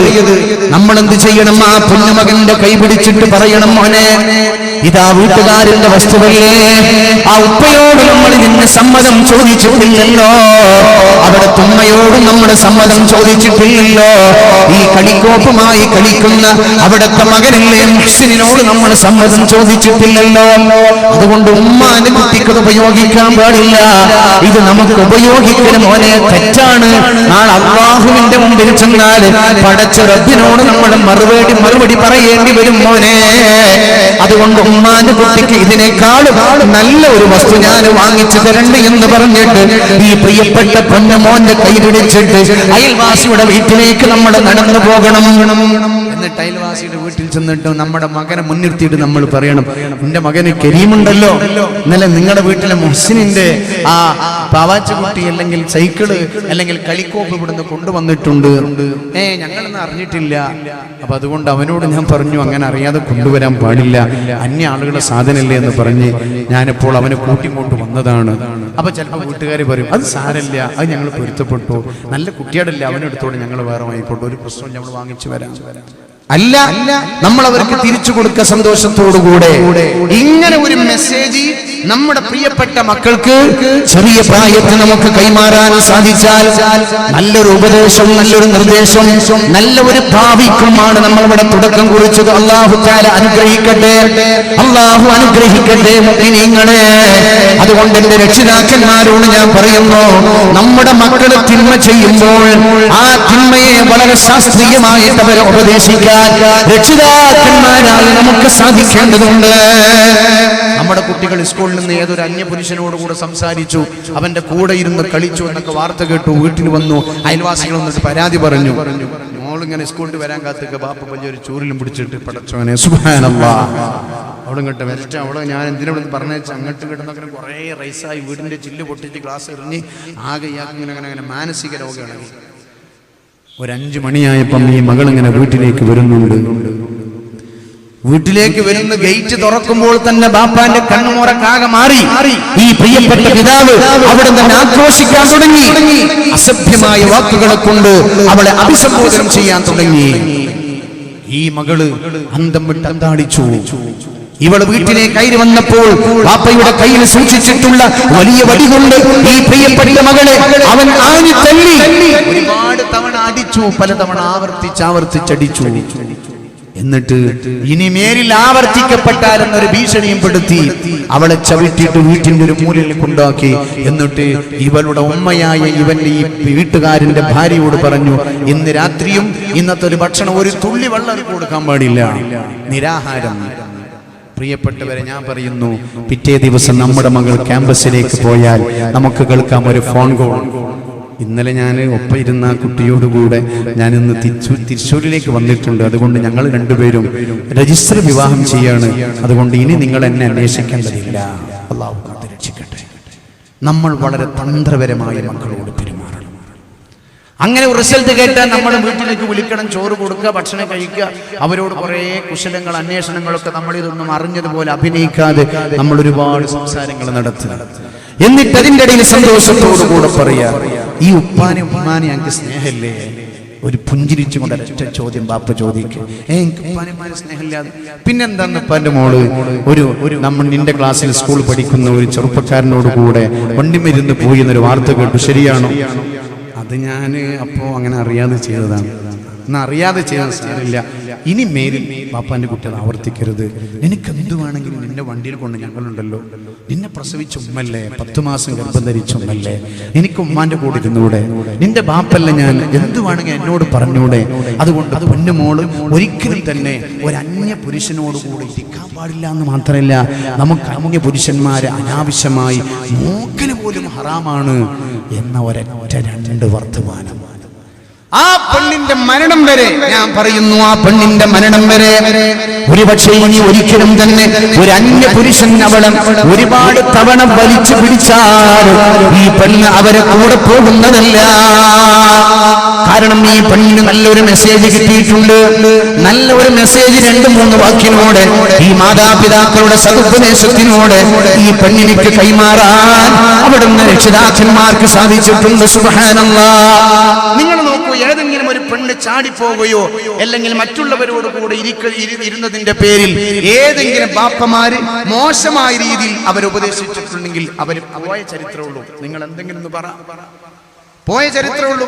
എന്നാൽ മാന്യമായിട്ട് മക്കളോട് പെരുമാറി അത്തരം ഒരു വിഷയത്തിൽ നിന്ന് അവരെ പിന്തിരിപ്പിക്കാൻ വേണ്ടി ശ്രമിച്ചിട്ടുള്ള ഏത് പെൺകുട്ടികളുണ്ടോ അവർക്ക് ആ വിഷയത്തിൽ നിന്ന് പിന്തിരിഞ്ഞ ചരിത്രമാണ് നമ്മുടെ മുമ്പിലുള്ളത്. അതുകൊണ്ട് നമ്മൾ മാന്യതയോടുകൂടെ പരിധിയിൽ നിന്നുകൊണ്ട് നമ്മുടെ മക്കളാണെന്ന സ്നേഹവും ബഹുമാനവും അവരോടുള്ള കാരുണ്യവും നമ്മൾ മറക്കാതെ അവരോട് നമ്മൾ പെരുമാറിയ ഇൻഷാ അല്ലാഹ് നമ്മുടെ മക്കൾ നമ്മുടെ നിയന്ത്രണത്തിൽ കിട്ടുമെന്ന് ഞാൻ നിങ്ങളോട് ഉറപ്പ് നൽകുന്നു. അല്ലാഹു തൗഫീഖ് നൽകി അനുഗ്രഹിക്കട്ടെ. പിന്നെ പ്രിയപ്പെട്ടവരെ, സഹോദരന്മാരെ, നമ്മുടെ മക്കൾക്ക് നമ്മൾ ഇടക്കിടക്ക് ഉമ്മയുടെ സ്ഥാനം എന്താണെന്ന് സങ്കടത്തോടുകൂടെ ഉമ്മ മക്കൾക്ക് പറഞ്ഞു കൊടുക്കണം. അത് മുസ്ലിയാരുടെ വയതിൽ നിന്ന് മാത്രം കേട്ടാൽ പോരാ, മദ്രസയിലെ പാഠപുസ്തകത്തിൽ നിന്ന് കേട്ടാൽ പോരാ, അത് ഉമ്മാന്റെ ഹൃദയം തട്ടിയിട്ട് ഒന്ന് പ്രിയപ്പെട്ട മക്കൾക്ക് മാസത്തിൽ 2 തവണയെങ്കിലോ ഉമ്മാന്റെ ചെറിയ പ്രായത്തിലുള്ള പ്രതിസന്ധികളൊന്ന് നമ്മുടെ മനസ്സറിഞ്ഞിട്ടൊന്ന് വിശദീകരിച്ചു കൊടുത്താൽ ഈ ഉമ്മാനെ മറക്കാൻ, ഈ ബാപ്പനെ മറക്കാൻ ആ മക്കൾക്ക് ഒരിക്കലും തന്നെ സാധ്യമാകുന്നതല്ല. ഉമ്മക്ക് പറഞ്ഞു കൊടുക്കാൻ പറ്റണം. എനിക്കറിയോ, എന്നെ ഞാൻ 10 മാസം ഗർഭം ധരിച്ചപ്പം 9ാമത്തെ മാസം എനിക്കൊരു രോഗമുണ്ടായി മോളെ. അന്ന് ഞാൻ 15 ദിവസമാണ് ഈ ബെഡിൽ രോഗിയായിട്ട് കിടന്നത്. അന്ന് 15 ദിവസം ഞാൻ ഭക്ഷണം കഴിച്ചിട്ടില്ല. നിന്റെ പിതാവിന് ജോലിക്ക് പോകാനും സാധിച്ചിട്ടില്ല. പൊന്നുമോളെ, അന്ന് 15 ദിവസക്കാലം നിന്റെ പ്രിയപ്പെട്ട ഉമ്മയാകുന്ന ഞാൻ നിന്നെ 9ാമത്തെ മാസം ഗർഭം ധരിക്കുന്ന സമയത്ത് ഞാൻ ഒരുപാട് വേദനകൾ സഹിച്ചിട്ടുണ്ട്. അന്ന് നിന്റെ ബാപ്പ എന്നെ ഹോസ്പിറ്റലിൽ കൊണ്ടുപോയപ്പോ ഡോക്ടർ പറഞ്ഞു, നിങ്ങളുടെ ഗർഭത്തിലുള്ള കുഞ്ഞിക്ക് ഒരുപാട് പ്രയാസങ്ങളുണ്ട്, അതുകൊണ്ട് പ്രസവിക്കാൻ വളരെ ബുദ്ധിമുട്ടാണ്, പ്രതിസന്ധിയാണ്. അതുകൊണ്ട് ഒരിക്കലും തന്നെ സുഖമായ പ്രസവം ഉണ്ടാകില്ല, ഓപ്പറേഷൻ നടത്തണം, അല്ലെങ്കിൽ അപകടകരമാണ്. ഇങ്ങനെയൊക്കെയുള്ള നമ്മുടെ പ്രതിസന്ധികളുടെ കെട്ടുകൾ നമ്മുടെ പ്രിയപ്പെട്ട മക്കൾക്ക് മെല്ലെ മെല്ലെ പറഞ്ഞു കൊടുക്കാൻ രക്ഷിതാക്കന്മാർക്ക് സാധിക്കണം. നമ്മുടെ വീട്ടിന്റെ നമ്മുടെ ഡൈനിങ് ഹാളിൽ ടേബിളിൽ നല്ല സുഭിക്ഷമായ ഭക്ഷണം വിളമ്പി കഴിക്കുമ്പം ആ ഭക്ഷണം ഇങ്ങനെ കഴിക്കുന്ന ഇടയിൽ കൂടി നമുക്ക് പറയാൻ സാധിക്കണം, മക്കളെ ബാപ്പാന്റെ കുട്ടികൾക്ക് എത്ര സുഖത്തിലാണ്. നിങ്ങൾക്കറിയോ, നമ്മുടെ നാട്ടിൽ നിന്ന് എത്ര മനുഷ്യന്മാര് ഇന്ന് ഉച്ചക്ക് ഭക്ഷണം കഴിക്കാത്തവരുണ്ട്. അൽഹംദുലില്ലാഹ്, ഇന്ന് ബാപ്പാന്റെ മക്കൾക്ക് ബാപ്പ ഇതുവരെ ഒരു നല്ല ഭക്ഷണം ഇതുവരെ നൽകിയിട്ടില്ല. ഞാൻ ജോലി ചെയ്ത് അധ്വാനിക്കുന്നൊക്കെ മക്കള് നിങ്ങൾക്ക് വേണ്ടിയാണ്. ഇന്ന് നിങ്ങൾക്ക് കഴിക്കാം. ഇന്നലെ ഉച്ചക്ക് നമ്മൾ കഴിച്ച ബിരിയാണി അല്ലേ? അതെ വാപ്പ, നമ്മൾ നല്ല ബിരിയാണി കഴിച്ചത്. ഇന്നിപ്പോ നമ്മൾ ഫ്രൈഡേസ് അല്ലേ കഴിക്കുന്നത്? അല്ലെങ്കിൽ ഇന്ന് നമ്മൾ നല്ല ഇറച്ചി വരട്ടിയതും ചോറല്ലേ? അല്ലെങ്കിൽ ഒരു സാധാ ചോറും ഒരു കൂട്ടാനല്ലേ? ഇത് കഴിക്കാൻ കഴിയും എത്ര മനുഷ്യന്മാർ ലോകത്ത് നിങ്ങൾക്കറിയോ മക്കളെ എന്ന് ചോദിച്ചിട്ട് നമ്മൾ മറ്റുള്ളവര് ഭക്ഷണം കഴിക്കാത്തതിന്റെ വിഷമങ്ങൾ ഈ തീന്മേശയുടെ മുമ്പിലിരിക്കുന്ന മക്കൾക്ക് മെല്ലെ മെല്ലെ മെല്ലെ പറഞ്ഞു കൊടുക്കാൻ സാധിക്കണം. നമ്മൾ പറയും ഹംകൾ ശൈത്തന്മാർ നിങ്ങൾക്ക് ഇങ്ങനെ തിന്നാ വന്നിട്ടാണ് നിങ്ങൾക്ക് തീ തന്നില്ലാത്തത്. അത് പറഞ്ഞാൽ പിന്നെ തീരുന്നുണ്ടാവില്ല. നമ്മൾ പറയേണ്ടതുപോലെ ആ ഗൗരവത്തോടുകൂടെ അത് അവതരിപ്പിക്കേണ്ടതുപോലെ നമ്മുടെ മക്കളോട് നമ്മൾ അവതരിപ്പിച്ചു കൊടുത്താൽ, ഞാൻ നിങ്ങളോട് ഉറപ്പിച്ചു പറയുന്ന പ്രിയപ്പെട്ടവരെ, നമ്മുടെ മക്കൾക്ക് നമ്മളോട് ആ വിഷയത്തിലുള്ള വികാരം അവരെ മനസ്സിൽ നിന്ന് നഷ്ടപ്പെടാതെ സൂക്ഷിക്കാൻ സാധിക്കുന്നതാണ്. എത്രയെത്ര അനുഭവങ്ങളാണ് നമ്മുടെ മുമ്പിലുള്ളത്. ഇപ്പോഴും എനിക്കറിയാം, എന്റെ ഒരു സുഹൃത്ത് എന്നോട് 1.5 മാസം എന്നോട് പറഞ്ഞു, അയാൾ എനിക്കറിയാം സൗദി അറേബ്യയിലെ വലിയൊരു കമ്പനിയിൽ നമ്മുടെ ഇന്ത്യൻ മണി ചുരുങ്ങിയത് 1 ലക്ഷത്തിൽ പരം വരുന്ന സംഖ്യ അയാൾ മാസത്തിൽ വരുമാനമുള്ള ആളാണ്. ശമ്പളം വാങ്ങിക്കുന്ന, സാലറി വാങ്ങിക്കുന്ന ആളാണ്. ഞാൻ അടുത്ത ദിവസം കണ്ടു, 1.5 മാസം മുമ്പ് ഞാൻ ചോദിച്ചു, എന്താ ഗൾഫിലും പോലെ ഇപ്പൊ നിർത്തി? എന്ത് നിർത്തി? ജോലി നഷ്ടപ്പെട്ടില്ല. ജോലിയൊക്കെ നല്ല റാഹത്തിന് ജോലിയുണ്ട്, ജോലി വലിയ ബുദ്ധിമുട്ടില്ല. 7 മണിക്കൂർ ജോലി, പിന്നെ ഫുള്ള് ഫ്രീ ആണ്. വേണമെങ്കിൽ പറഞ്ഞ് ജോലി ചെയ്യുമ്പോൾ ഞാനങ്ങനെ പോകലൊന്നുമില്ല. പിന്നെ എന്താ ജോലിക്ക് പോകാത്തത്? ഒന്നുമില്ല, ഞാൻ എന്താ വെച്ചാൽ എൻ്റെ ഉമ്മ രോഗിയാണ്. അപ്പം പിന്നെ രോഗിയായ എൻ്റെ ഉമ്മയെ പരിപാലിക്കാനുള്ളത് എൻ്റെ ബാപ്പയാണ്. ബാപ്പയും അസുഖത്തിലാണ്. പിന്നുള്ളത് എൻ്റെ ഭാര്യയാണ്. ഭാര്യയ്ക്കാണെങ്കിൽ വീട്ടിൽ അവർക്ക് ഭക്ഷണം ഉണ്ടാക്കി കൊടുക്കണം, കുട്ടികളുടെ കാര്യം ശ്രദ്ധിക്കണം, അവരെ സ്കൂളിലേക്ക് പറഞ്ഞയക്കണം, അവരെ മദ്രസയിലേക്ക് പറഞ്ഞയക്കണം. ആ സമയത്ത് അവർക്ക് ആവശ്യമായിട്ടുള്ള ഭക്ഷണമൊക്കെ കൊടുക്കണം. അങ്ങനെ എൻ്റെ മക്കളെ, ഈ മക്കളെയും ബാപ്പനെയും ഉമ്മനെയും ഒക്കെ ഒന്നിച്ച് നോക്കുവാനുള്ള ഒരു പ്രയാസം എൻ്റെ ഭാര്യക്കുണ്ട്. അതുകൊണ്ട് ഉമ്മാനെ ബാപ്പാനെ വേണ്ടതുപോലെ പരിപാലിച്ചിട്ട് എത്തുന്നില്ല. അപ്പൊ ഞാനെന്ത് തീരുമാനിച്ചു, എന്റെ ഉമ്മയെയും ഉപ്പയെയും പരിപാലിക്കാതെ എത്ര കോടികൾ ഞാൻ സമ്പാദിച്ചിട്ടെന്താ? ആ കോടികളെക്കാൾ എനിക്ക് വലുത് എന്റെ പ്രിയപ്പെട്ട മാതാപിതാക്കളല്ലേ. അതുകൊണ്ട് ഞാൻ എന്ത് ചെയ്തു, 1.25 ലക്ഷത്തോളം ശമ്പളം വാങ്ങിക്കുന്ന ഈ ചെറുപ്പക്കാരൻ അയാളുടെ ജോലി ഉപേക്ഷിച്ചിട്ട് നാട്ടിൽ വന്നു നിൽക്കുകയാണ്. അൽഹംദുലില്ലാഹ്, അങ്ങനെയുള്ള മാതാപിതാക്കളുണ്ട്. അപ്പൊ ഞാൻ ചോദിച്ചു, അതെന്താ നിങ്ങൾ അങ്ങനെ തീരുമാനിക്കാനുള്ള കാരണം? എനിക്കറിയാം മാതാപിതാക്കളെ സ്നേഹിക്കണം, പക്ഷെ അദ്ദേഹത്തിന്റെ മനസ്സ് വായിക്കാൻ വേണ്ടി ഒന്നുകൂടി ചോദിച്ചു, വിശദമായിട്ട് ചോദിച്ചു. അപ്പൊ ഈ ചെറുപ്പക്കാരനോട് പറഞ്ഞു, തങ്ങളെ, ഞാൻ ചെറുപ്പത്തിൽ ഒരു 10-12 വയസ്സുകാലം വരെ ഞാൻ ഒരു മാരകമായ രോഗത്തിനടിമയായിരുന്നു. വളരെ പ്രയാസകരമായ രോഗം എന്നെ പിടിപെട്ടിരുന്നു. എന്റെ ഉമ്മയും എന്റെ വാപ്പയും ഒരുപാട് കഠിനാധ്വാനം ചെയ്ത് അവരെന്നെ വളർത്തിക്കൊണ്ടുവന്നു. അവരുടെ ജീവിതത്തിന്റെ ഒരുപാട് സമയങ്ങൾ, അവരെ സന്തോഷിക്കേണ്ട സമയങ്ങളൊക്കെ എന്നെ കൊണ്ട് അവർ പ്രയാസപ്പെടുകയും ദുഃഖിക്കുകയുമായിരുന്നു. എന്റെ മാരകമായ രോഗം എനിക്ക് പിടിപെട്ടപ്പോൾ എന്നെ പരിശോധിക്കാൻ വേണ്ടി എന്റെ ഉമ്മയും അപ്പയും ഒരുപാട് കഠിനാധ്വാനം ചെയ്തിട്ടുണ്ട്.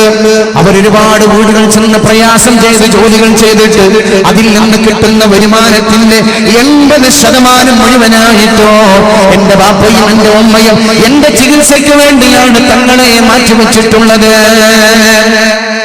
അങ്ങനെ എന്നെ പരിപാലിച്ചിട്ടുള്ള ഉമ്മയെയും ഉപ്പയെയും ഉപേക്ഷിച്ചുകൊണ്ട് എനിക്കൊരു ലക്ഷത്തിന്റെ ആവശ്യമില്ല.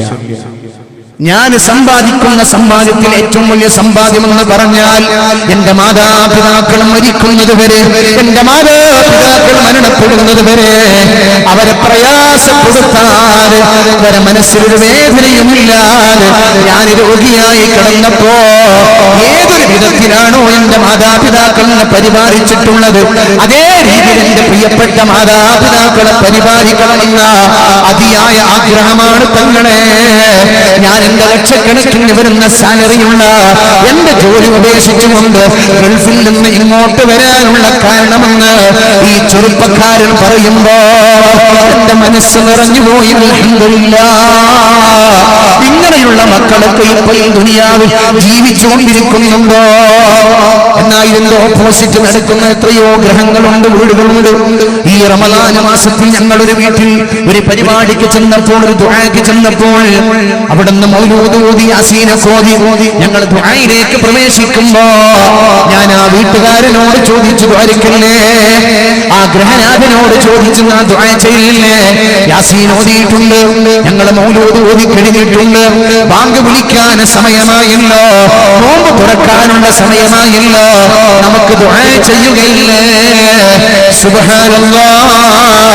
ആ വീട്ടിലെ അത്ഭുതം സംഭവിക്കുകയാണ്. രക്ഷിതാക്കന്മാര് 10 മാസം ഗർഭം ധരിച്ച് നൊന്ത് പ്രസവിച്ച പ്രിയപ്പെട്ട മക്കൾക്ക്, ഒരുപാട് മക്കൾക്ക് ജന്മം നൽകിയിട്ടുള്ള ഒരുപാട് ഉമ്മമാർ ഈ സദസ്സിലുണ്ടല്ലോ. പ്രവാസ ലോകത്തിന്റെ പ്രയാസങ്ങളെ തരണം ചെയ്ത് വിദേശ രാജ്യങ്ങളിലുള്ള ചൂടും തണുപ്പും വകവെക്കാതെ 14-15 മണിക്കൂറുമൊക്കെ എന്റെ മക്കളെ എന്ന് ചിന്തിച്ചുകൊണ്ട് കഠിനാധ്വാനം ചെയ്ത് പ്രയാസങ്ങൾ സഹിച്ചുകൊണ്ട് മക്കളെ വളർത്തിയിട്ടുള്ള ഒരുപാട് ഉപ്പമാർ ഈ സദസ്സിലുണ്ടല്ലോ. ഞാൻ ഈ സംഭവം നിങ്ങളുടെ മുമ്പിലേക്ക് സമർപ്പിക്കുകയാണ്. ഈ പിതാവിനോട് ഞങ്ങൾ ദ്വാരക്കട്ടെ എന്ന് ചോദിച്ചപ്പോൾ ആ പിതാവ് അട്ടഹാസിക്കുകയാണ്. പ്രിയപ്പെട്ടവരെ, അയാൾ കരയുകയാണ്. ഞാൻ ചോദിച്ചു, എന്തിനാ നിങ്ങൾ കരയുന്നത്? ഈ വീട്ടിന്റെ തൊട്ടടുത്തുള്ള റൂമിൽ നിന്ന്, അടുക്കളയിൽ നിന്ന് ഭാര്യ വിളിച്ച് സങ്കടത്തോടുകൂടെ പറയുന്നുണ്ട്, ഒന്നും മിണ്ടാതെ നിൽക്കും മനുഷ്യ, നിങ്ങൾ കരയല്ല. ഇയാളുടെ 2 മക്കൾ അപ്പുറത്തും ഇപ്പുറത്തും നിൽക്കുന്നുണ്ട്. ആ മക്കള് പറയുന്നു, പാപ്പാ മിണ്ടല്ലേ, നിങ്ങൾ കരയല്ലേ? എല്ലാവരും പറയുന്നുണ്ട്. ഞങ്ങൾ അന്തം വിട്ടന്താണിച്ചു. എന്താണ് ഈ പിതാവ് കരയാനുള്ള കാരണമെന്ന് ഞങ്ങൾക്ക് മനസ്സിലായില്ല. ഞാൻ ചോദിച്ചു, എന്താ നിങ്ങൾ കരയുന്നത്? നിങ്ങൾ കരയുന്നതിന്റെ കാരണമെന്ന് പറഞ്ഞു തരണേ. എന്ത് വിഷമുണ്ടെങ്കിലും നമുക്ക് പരിഹരിക്കാമല്ലോ എന്ന് ഈ പിതാവിനോട് പറയുമ്പോ ആ ബാപ്പ വീണ്ടും വീണ്ടും കരയുകയാണ്. അതെനിക്ക് പറയാൻ സാധിക്കുന്നില്ല. അങ്ങനെ അയാളോട് ആവർത്തിച്ച് ചോദിച്ചു. അങ്ങനെ ശക്തമായ കരച്ചിന്റെ ഇടയിലൂടെ ചില വാക്കുകൾ പുറത്തു വരികയാണ്. സുബ്ഹാനല്ലാഹ്. ഈ പിതാവ് പറയുന്ന, തങ്ങളെ, എന്റെ മകൻ കഴിഞ്ഞ ദിവസം ഗൾഫിൽ നിന്ന് വന്നവനാണ്. അവന്റെ ഉമ്മയും ഉപ്പയുമാണല്ലോ ഞങ്ങള്. അവൻ കഴിഞ്ഞ ദിവസം ഗൾഫിൽ നിന്ന് വന്ന് ഇവിടെ വന്നിട്ട് കേവലം ഒന്ന് ചടങ്ങ് നിർവഹിക്കാൻ വന്നുപോയി എന്നല്ലാതെ ഇന്ന് വരെ അവൻ നേരിൽ കണ്ടിട്ടില്ല. മാത്രമല്ല, ഇന്നത്തെ നോമ്പ് തുറക്ക് ഞങ്ങളുടെ മകനെ ക്ഷണിച്ചതാണ്. മകൻ വരാമെന്നും പറഞ്ഞതാണ്. പക്ഷേ എന്റെ മകൻ എന്റെ വാക്കിനെ പരിഗണിച്ചിട്ടില്ല. അവൻ ഇവിടെ നോമ്പ് തുറക്കാൻ ഇന്ന് വീട്ടിലേക്ക് വന്നിട്ടില്ല. എന്റെ മകനെ ഞാൻ ക്ഷണിച്ചിട്ട് എന്റെ മകനെ വന്നില്ലല്ലോ. ഇത്രമാത്രം സങ്കടം എനിക്ക് വരാനുള്ള കാരണം എന്താണെന്നറിയുമോ? എന്റെ മകന്റെ കാലിൽ ഒരു രോഗം വന്നിരുന്നു തങ്ങളെ. ചെറിയ പ്രായത്തില് അന്ന് ലക്ഷക്കണക്കിന് വരുന്ന സംഖ്യ മുടക്കിയിട്ട് എന്റെ മകനിക്ക് ഞാനും അവന്റെ ഉമ്മയാകുന്ന എന്റെ ഭാര്യയും കൂടെ ഹോസ്പിറ്റൽ കൊണ്ടുപോയി ഓപ്പറേഷൻ നടത്തി. അന്ന് രാത്രി സമയത്ത് ഞങ്ങളോട് ഡോക്ടർ പറഞ്ഞിരുന്നു, നിങ്ങൾ 2 പേരും ഒന്നിച്ചുറങ്ങാൻ പാടില്ല, ഉമ്മയും ഉപ്പയും ഒന്നിച്ചുറങ്ങാൻ പാടില്ല. ഉമ്മ ഉറങ്ങുമ്പോൾ ബാപ്പ ഉണരണം, ബാപ്പ ഉറങ്ങുമ്പോൾ മകൻ ഉമ്മ ഉണരണം. 2 പേരും ഒന്നിച്ചുറങ്ങാതെ ഇവന്റെ കാല് നിങ്ങൾ ഇളകുന്നത് നല്ലതുപോലെ ശ്രദ്ധിക്കണം കേട്ടോ. ഇവന്റെ കാലിളകാൻ പാടില്ല. നമ്മൾ ചെയ്തിട്ടുള്ള ഓപ്പറേഷൻ സക്സസ് ആവൂല. അതുകൊണ്ട് നിങ്ങൾ നല്ലതുപോലെ ശ്രദ്ധിക്കണം. അങ്ങനെ 1 മാസക്കാലം അവന്റെ ഉമ്മയാകുന്ന ഈ തള്ളയും അവന്റെ ബാപ്പയാകുന്ന ഞാനും മാസങ്ങളോളം ഉറക്കമൊടിച്ചിട്ട് അവന്റെ കാല് ഉറക്കത്തിൽ നിന്നും മെല്ലെ ഇളകുമ്പോൾ ഞങ്ങൾ മെല്ലെ പിടിച്ചു നിർത്തുന്നു. അങ്ങനെ വളർത്തിക്കൊണ്ടുവന്ന മകൻ ഇന്ന് ഞങ്ങളെ പരിഗണിക്കാതെ നടക്കുകയാണ്. ആ വിഷമം എനിക്ക് നിങ്ങൾ ദ്വാരക്കട്ടെ എന്ന് ചോദിച്ചപ്പോൾ, എന്റെ മകൻക്ക് വേണ്ടി ദ്വാരക്കണമെന്ന് പറയാൻ ഞാൻ തുനിഞ്ഞപ്പോൾ എന്റെ മനസ്സിൽ നിന്ന് ആ കഴിഞ്ഞുപോയ കഥകൾ വന്നതാണ്. അതുകൊണ്ടാണ് ഞാൻ പരിസരം വിട്ട് കരഞ്ഞത് എന്ന് ഒരു പിതാവ് നമ്മളോട് പങ്കുവെക്കുക. ഈ 2 രീതിയിലുമുള്ള മക്കൾ നമ്മുടെ കുടുംബത്തിൽ ജീവിച്ചു വരുന്നുണ്ട്. അല്ലാഹു കാത്തുരക്ഷിക്കട്ടെ. അല്ലാഹു നമ്മുടെ മക്കളെ സ്വാലിഹീങ്ങളാക്കട്ടെ. അല്ലാഹു ഒരു നന്മയുള്ളവരാക്കട്ടെ. മാതാപിതാക്കൾ ആരാണെന്ന് തിരിച്ചറിയാൻ സാധിക്കുന്ന രൂപത്തിൽ അവർക്ക് മാതൃകയുള്ള മാതാപിതാക്കളാക്കി അല്ലാഹു നമ്മളെ മാറ്റട്ടെ. നമ്മളെങ്ങനെയാണ് നമുക്ക് ഉമ്മി വാപ്പ ഉണ്ടാകും, അവരെ നമ്മൾ സ്നേഹിക്കുന്നത് നമ്മുടെ പേരക്കുട്ടികളായ മക്കൾ കാണണം, നമ്മുടെ മക്കളുടെ മക്കൾ കാണണം. ഈ ഞാൻ എൻ്റെ ഉമ്മാനും ഉപ്പാനെ സ്നേഹിക്കുന്നത് എൻ്റെ മക്കൾ കണ്ടിട്ട് പഠിക്കണം. നമ്മളിങ്ങനെ ഒന്നിച്ചിരുന്ന് ഭക്ഷണം കഴിക്കുമ്പം വല്യപ്പയും വല്യമ്മയും ഈ കുട്ടികളുടെ നമ്മുടെ മക്കളുടെ വല്യപ്പ വല്യമ്മയായ നമ്മുടെ മാപ്പിയമ്മയും വരുമ്പോൾ നമ്മൾ പറഞ്ഞു അവർ വരുന്നുണ്ട് എപ്പോഴാണ് പോകുന്നാവും കട്ടകാലം പിടിച്ച് ഇങ്ങനെ തന്നെ വന്നിട്ട് മനുഷ്യനാകെ കുടുങ്ങിക്കണം എന്ന് പറഞ്ഞ് നമ്മൾ ഈ കുട്ടികളോട് സംസാരിക്കുമ്പം ഈ കുട്ടികൾ എന്താ മനസ്സിലാക്കുക, ഈ ബാപ്പിയമ്മ എന്നൊക്കെ പറഞ്ഞാൽ എന്തോ ഒരു ഭീകര ജീവികളാണ്. തമാശ പറയില്ല. ഇത് നിങ്ങളൊരു നിസ്സാരമായി കാണുന്ന മുഅ്മിനീങ്ങളെ രക്ഷിതാക്കളെ ഞാൻ വളരെ ഗൗരവത്തോടുകൂടെ നിങ്ങളുടെ ശ്രദ്ധയിൽപ്പെടുത്തുക. നമ്മുടെ പ്രിയപ്പെട്ട സന്താനങ്ങളെ മുമ്പിൽ വെച്ച് നമ്മുടെ പ്രിയപ്പെട്ട മാതാപിതാക്കൾക്ക് നമ്മൾ കൊടുക്കുന്ന റെസ്പെക്റ്റിന്റെ എഫക്റ്റ് ആയിരിക്കും അവരുടെ ഹൃദയത്തിൽ ഉണ്ടാകുക. നിങ്ങൾ എഴുതി വെച്ചു, 100% നിങ്ങൾ എഴുതി വെച്ചു. ഞാൻ നിങ്ങളോട് വളരെ കണിശമായി പറയുന്നു, നമ്മൾ ശ്രദ്ധിക്കണം. നമ്മൾ ആ ചോറും കൂട്ടാനും സാധനമൊക്കെ എടുത്ത് വെച്ചിട്ട് ആ പഴയ ചോറും ചാറും മുന്നിൽ വെക്കും. എന്താ നമ്മൾ നല്ല ഭക്ഷണം കഴിക്കുന്നുണ്ട് ആരറിയണ്ട, നമ്മളെ വാപ്പിനെ അറിയണ്ട. ആരെയാണ് പറ്റിക്കുന്നത്? ആരെയാണോ ഈ വഞ്ചിക്കുന്നത്? ആർക്ക് വേണ്ടിയാണോ ഈ ഭക്ഷണം നീ മാറ്റിവെക്കുന്നത്? നിന്നെ 10 മാസം ഗർഭം ധരിച്ച് നൊന്ത് പ്രസവിച്ച നിന്റെ മാതാവിനെയും നിന്നെ ഒരുപാട് ത്യാഗം സഹിച്ചുകൊണ്ട് പോറ്റി വളർത്തിയിട്ടുള്ള പ്രിയപ്പെട്ട പിതാവിനെ അവഗണിച്ചുകൊണ്ട് നമ്മൾ നമ്മുടെ മക്കളുടെ മുമ്പിൽ വെച്ച് നമ്മുടെ പ്രിയപ്പെട്ട മാതാപിതാക്കൾ അവഗണിക്കപ്പെടുമ്പം അതിന്റെ പരിണിത ഫലം നമ്മുടെ മരണത്തിന്റെ ഇടയിൽ നമ്മൾ അനുഭവിക്കുക തന്നെ ചെയ്യും. അല്ലാഹു കാത്തുരക്ഷിക്കട്ടെ. അതുകൊണ്ട് നമ്മൾ നമ്മുടെ മാതാപിതാക്കളെ നല്ലതുപോലെ സ്നേഹിച്ചാൽ ആ സ്നേഹം നമ്മുടെ നമ്മുടെ മക്കളിൽ നമുക്ക് തിരിച്ചു കിട്ടുന്നതാണ്. നമ്മൾ അവരെ അവഗണിക്കപ്പെട്ടാൽ നമ്മളെയും മക്കൾ അവഗണിക്കപ്പെടുന്നതാണ്. അല്ലാഹു തിരിച്ചറിവ് പ്രദാനം ചെയ്യട്ടെ. അങ്ങനെയൊക്കെ ചെയ്ത് കുറെ വർഷം കഴിഞ്ഞ് പിന്നെ നമ്മുടെ മക്കളൊക്കെ വലുതായി, നമ്മൾ വല്യപ്പായി, നമ്മുടെ മക്കള് അവർക്ക് മക്കളായി. അങ്ങനെ ഇതുപോലെ ഭക്ഷണം കഴിക്കുന്ന സമയത്താണ് നമ്മൾ എന്ത് ചെയ്യുന്നത്, വീട്ടിലേക്ക് കയറി ചെല്ലുന്നത്. അപ്പോൾ മക്കള് ചെന്നപ്പോൾ യാതൊരു മൈൻഡുമില്ല. അവർ ഭക്ഷണങ്ങളൊക്കെ എടുത്തു വെച്ച് ഇങ്ങനെയൊക്കെയുള്ള സംഭവം കണ്ടപ്പോൾ ഉമ്മ ചോദിച്ചു, വാപ്പി ചോദിച്ചു, എന്താ പെങ്ങളെന്താ മനസ്സിലാക്കി? ഞങ്ങളൊന്നും മനസ്സിലാക്കിയിട്ടില്ല. പണ്ട് ചെറുപ്പത്തിൽ നിങ്ങളമ്മയും വാപ്പി വന്നപ്പം ഇങ്ങനെയാണ് നിങ്ങൾ ചെയ്തത്, അതുകൊണ്ട് ഞങ്ങളതിൽ നിന്ന് മാതൃക ഉൾക്കൊണ്ടതാണ്. അല്ലാഹു കാത്തുരക്ഷിക്കട്ടെ.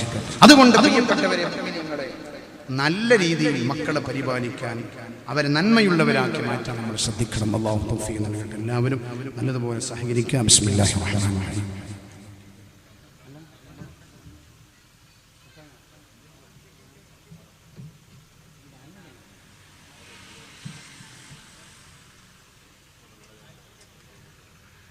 അവ ശ്രദ്ധിക്കുക. ആ കാര്യം നമ്മൾ നല്ലതുപോലെ മാതൃകയാക്കാൻ വേണ്ടി ശ്രദ്ധിക്കുക. അതേപോലെ പ്രിയപ്പെട്ടവരെ, നമ്മുടെ പ്രിയപ്പെട്ട മക്കളെ നമുക്ക് പരിഗണിക്കപ്പെടാൻ സാധിക്കേണ്ടതുണ്ട്. എല്ലാ സന്ദർഭങ്ങളിലും മക്കൾക്ക് നല്ല പരിഗണന കൊടുക്കാൻ മാതാപിതാക്കളായി നമുക്ക് നല്ലതുപോലെ സാധിക്കണം. അല്ലാഹു തൗഫീഖ് നൽകട്ടെ. നമ്മുടെ മക്കളുടെ ആവശ്യം ഉന്നയിക്കുമ്പോൾ അത് ചെയ്തു കൊടുക്കാൻ പറ്റുന്ന കാര്യമാണെങ്കിലും ചെയ്തു കൊടുക്കാൻ പറ്റാത്ത കാര്യമാണെങ്കിലോ നമ്മൾ അവരോട് ആ രീതിയിൽ തന്നെ സമീപിക്കേണ്ടതുണ്ട്. വലിയൊരു സംഭവം പറഞ്ഞു, മക്കളെന്നുള്ള പറഞ്ഞു എനിക്ക് എന്തിന്റെ പ്രധാനമന്ത്രിയാകണം, എന്താ ഹംക്ക് ബലാൽ അനക്ക് ഇന്ത്യൻ പ്രധാനമന്ത്രിയാകുക എന്ന് ചോദിക്കാൻ പാടില്ല. വെറുതെ ഒരു കുട്ടി വന്നിട്ട് പറഞ്ഞു എനിക്ക് ഇന്ത്യൻ്റെ പ്രധാനമന്ത്രിയാകണം ബാപ്പ എന്ന് പറഞ്ഞ്, മോഡി കഴിഞ്ഞാൽ അടുത്ത പ്രധാനമന്ത്രി എനിക്കാകണം എന്നൊരു കുട്ടി വെറുതെ വന്ന് പറഞ്ഞെന്ന് കൂട്ടുക. ഓന് 12 വയസ്സ്, ഓനക്ക് അത്ര പാകതുള്ളൂ. അപ്പൊ നമ്മൾ എന്ത് ചെയ്യുക, ഒരു 80 വയസ്സുള്ള ഒരാൾ ഒരു 5 വയസ്സുള്ള കുട്ടിന്റെ പാകതയോടുകൂടെ അവനോട് തിരിച്ച് സമീപിക്കാൻ പറ്റൂല. എനിക്ക് ഇന്ത്യന്റെ പ്രധാനമന്ത്രിയാകണ്ട്, ഇന്ത്യന്റെ പ്രധാനമന്ത്രിയിലൂടെ എനിക്ക് സമസ്തന്റെ പ്രസിഡന്റ് ആകാം എന്ന് നമ്മളെ ഭാഗം ഒരു കൂട്ടനും കൂടി കൂട്ടിക്കൊടുക്കുക. ഇപ്പൊ ജിഫ്രി മുത്തുവായത്തങ്ങളാ സമസ്തന്റെ പ്രസിഡന്റ്, ഭാവിയിൽ നീയാണ് സമസ്തന്റെ പ്രസിഡന്റ് ആകണം എനിക്കറിയെന്ന് ചോദിക്കുക. കുട്ടി ആകെ അന്തം വിടും, പഠിച്ചോനെ ഞാൻ പ്രധാനമന്ത്രി മാത്രമല്ലേ, ഞാൻ സമസ്തന്റെ പ്രസിഡന്റും കൂടി ആകുമോ? സുബ്ഹാനല്ലാഹ്. പ്രിയപ്പെട്ടവരെ, നമ്മൾ എന്താ പറയാ, നമ്മളപ്പ ഹൽക്ക് ആലാക്ക് മൊലാക്ക് മുസീബത്ത് ഇടങ്ങേറി എന്തൊക്കെ അതുമായി ബന്ധപ്പെട്ട ഭാഷകളുണ്ടോ അത് മുഴുവൻ ഉപയോഗിച്ചിട്ട് അങ്ങ് പിരാന്തളച്ച് 2 തട്ടും തട്ടി 2 കളിയാക്കിയിട്ട് അങ്ങനെ മാറ്റും. അങ്ങനെയല്ല, നമ്മൾ പ്രതീക്ഷകൾ കൊടുക്കണം, അവരെ പരിഗണിക്കണം. നമ്മുടെ കുട്ടി മദ്രസയിൽ നിന്ന് ഉസ്താദ് എഴുതി കൊടുക്കാൻ പറഞ്ഞ് നല്ലതുപോലെ എഴുതി കൊടുത്തു. ആ പ്രിയപ്പെട്ട പൊന്നുമോൻ ഉസ്താദ് ഒരു നല്ല ഒരു കളർ ചോക്കയുടെ ഒരു കഷ്ണം കൊടുത്തു, ഒരു ഫുൾ ചോക്കയിൽ ഒരു ഹാഫ് ചോക്ക കൊടുത്തു. അങ്ങനെ 1ാം ക്ലാസ്സിലെ കുട്ടി ഈ ചോക്കയുമായി സമ്മാനവുമായി നമ്മുടെ വീട്ടിലേക്ക് വന്നു. കുട്ടി വന്നിട്ട് ഉസ്താദ് ചോക്കെന്ന്, എന്താ ചോക്ക, ഉസ്താദിന് ചോക്ക തരണ്ടായത് പണിപാടിയില്ലേ, പണിപാളി നമ്മളങ്ങനെയല്ല. ആ വാപ്പാന്റെ കുട്ടിക്ക് ഉസ്താദ് എന്തിനാ ചോക്ക് തന്നത്? അപ്പൊ ഞാൻ നല്ലതുപോലെ എഴുതി കൊടുത്തു. അൽഹംദുലില്ലാഹ് വാപ്പാന്റെ കുട്ടി ഇനിയും നല്ലതുപോലെ എഴുതണം കേട്ടോ. ഉമ്മാന്റെ പൊന്നുമോൻ ഇനിയും നല്ലതുപോലെ എഴുതണം കേട്ടോ. ഉമ്മാന്റെ മകൻ നല്ലതുപോലെ ഇനിയും പഠിക്കണം കേട്ടോ. ഇപ്പൊ നിനക്ക് ഉസ്താദ് തന്നത് ഒരു ഹാഫ് ചോക്കയാണെങ്കിൽ ഒരു ഫുൾ ചോക്ക് തരുന്ന അവസ്ഥയിലേക്ക് നിന്റെ പഠന നിലവാരം ഉയർത്തണം മകനെ. എന്താ കുട്ടിന്റെ പിന്നെ പഠനത്തിന്റെ പുരോഗതി അങ്ങോട്ടൊരു പാച്ചിലാവും. വളരെയേറെ സ്പീഡിൽ ആ കുട്ടിയുടെ പഠന നിലവാരങ്ങൾ ഉയർച്ച ഉണ്ടാകും. കാരണം എന്താ? നമ്മുടെ പ്രോത്സാഹനം ആ കുട്ടിയോട് കൂടെയുണ്ട്, നമ്മുടെ പൊന്നുമോളോട് കൂടെയുണ്ട്, നമ്മുടെ പൊന്നുമോനോട് കൂടെയുണ്ട്. പ്രിയപ്പെട്ടവരെ, അങ്ങനെ അവർക്ക് വേണ്ട പ്രോത്സാഹനങ്ങൾ നൽകിക്കൊണ്ട് പ്രിയപ്പെട്ട മക്കളെ വളർത്താൻ സാധിച്ചാൽ അൽഹംദുലില്ലാഹ് അവരെ സ്വാലിഹീങ്ങളാക്കി വളർത്താൻ, മാതാപിതാക്കളെ ഏത് സമയത്തും പരിഗണിക്കുന്നവരായി വളർത്താൻ നമുക്ക് സാധിക്കുന്നതാണ്. ഞാൻ എവിടെയോ ഒരു കഥയിൽ വായിക്കപ്പെട്ടിട്ടുണ്ട്. ഒരു മകൻ, ആ പ്രിയപ്പെട്ട മകനും ഉമ്മയും കൂടെ ബാപ്പ ചെറുപ്പത്തിനെ മരണപ്പെട്ടു പോയി. ആ മകനും ഉമ്മയും കൂടെ മാത്രമാണ് വീട്ടിൽ ജീവിക്കുന്നത്. സുബ്ഹാനല്ലാഹ്, 6 വയസ്സ് പ്രായമായപ്പോൾ തൊട്ടടുത്തുള്ള ഗ്രൗണ്ടിൽ മകൻ പന്ത് കളിച്ചുകൊണ്ടിരിക്കുമ്പോ ഈ പ്രിയപ്പെട്ട പൊന്നുമോന്റെ കണ്ണിലേക്ക് ഒരു കൊള്ളിക്കഷ്ണം തട്ടുകയാണ്. ഒരു മരക്കഷ്ണം, ഒരു തടിക്കഷ്ണം കണ്ണിൽ തട്ടുകയാണ്. അങ്ങനെ ഈ പൊന്നുമോന്റെ കണ്ണിലേക്ക് മുറിവ് വന്നു. ആ കാറ്റിൽ നിന്ന് ഈ പൊന്നുമോനെ അട്ടഹസിച്ചുകൊണ്ട് കരയാൻ തുടങ്ങി. ഉമ്മ എന്ന് വിളിച്ചുകൊണ്ട് അട്ടഹസിച്ചുകൊണ്ട് കരയാൻ തുടങ്ങി.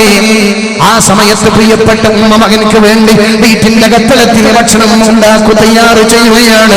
പൊന്നുമോന്റെ കരച്ചിൽ കേട്ട് പ്രിയപ്പെട്ട ഉമ്മ ഈ മകനെയും കൂട്ടിക്കൊണ്ട് സഹോദരന്മാരെ അവിടെ നിന്നങ്ങോട്ട് മകനെ വിളിച്ചുകൊണ്ട് പോവുകയാണ്.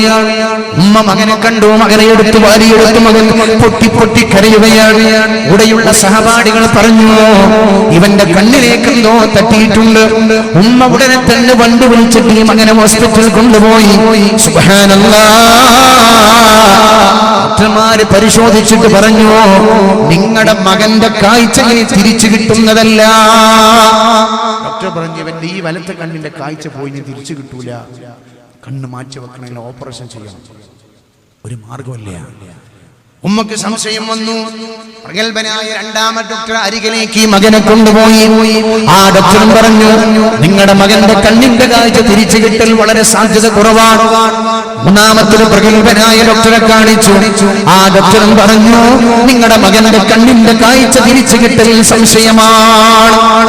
സുബ്ഹാനല്ലാഹ്, എന്റെ പ്രിയപ്പെട്ട ഉമ്മമാരെ, സഹോദരന്മാരെ, അവിടുന്ന് ഉമ്മ ഡോക്ടറോട് ഒരു ചോദ്യം ചോദിച്ചിട്ടുണ്ട്. ഡോക്ടറെ, അവന്റെ ഉമ്മയാകുന്ന എന്റെ മകന്റെ കണ്ണിലേക്ക് അവന്റെ ഉമ്മയാകുന്ന എന്റെ കണ്ണിൽ നിന്ന് ഒരു കണ്ണെടുത്തുകൊണ്ട് അവിടെ ഫിറ്റ് ചെയ്തിട്ട് ഞാൻ ഒരു കണ്ണുവട്ടത്തിയായി നടന്നാൽ എന്റെ ഈ മകന്റെ പ്രിയപ്പെട്ട പിതാവില്ലല്ലോ. അതുകൊണ്ട് പിതാവില്ലാത്തത് കൊണ്ട് എന്റെ മകൻക്കൊരു പ്രയാസം വരാൻ പാടില്ല. ഭാവിയിൽ ഇവൻ വളർന്നു വലുതാകുമ്പോൾ ഇവന് കൊണ്ടുപൊട്ടനായി ജീവിക്കുമ്പോ ഇവന്റെ ഉമ്മയാകുന്ന ഞാൻ ബാപ്പയില്ലാത്തത് കൊണ്ട് ഇവനെ പരിപാലിച്ചിട്ടില്ല എന്ന തോന്നൽ അവൻ കൊണ്ടാകാൻ പാടില്ല. അതുകൊണ്ട് പ്രിയപ്പെട്ട ഡോക്ടറെ, എന്റെ കണ്ണെന്ന് എന്റെ മകൻക്ക് വെച്ചു കൊടുക്കുമോ ഡോക്ടറെ?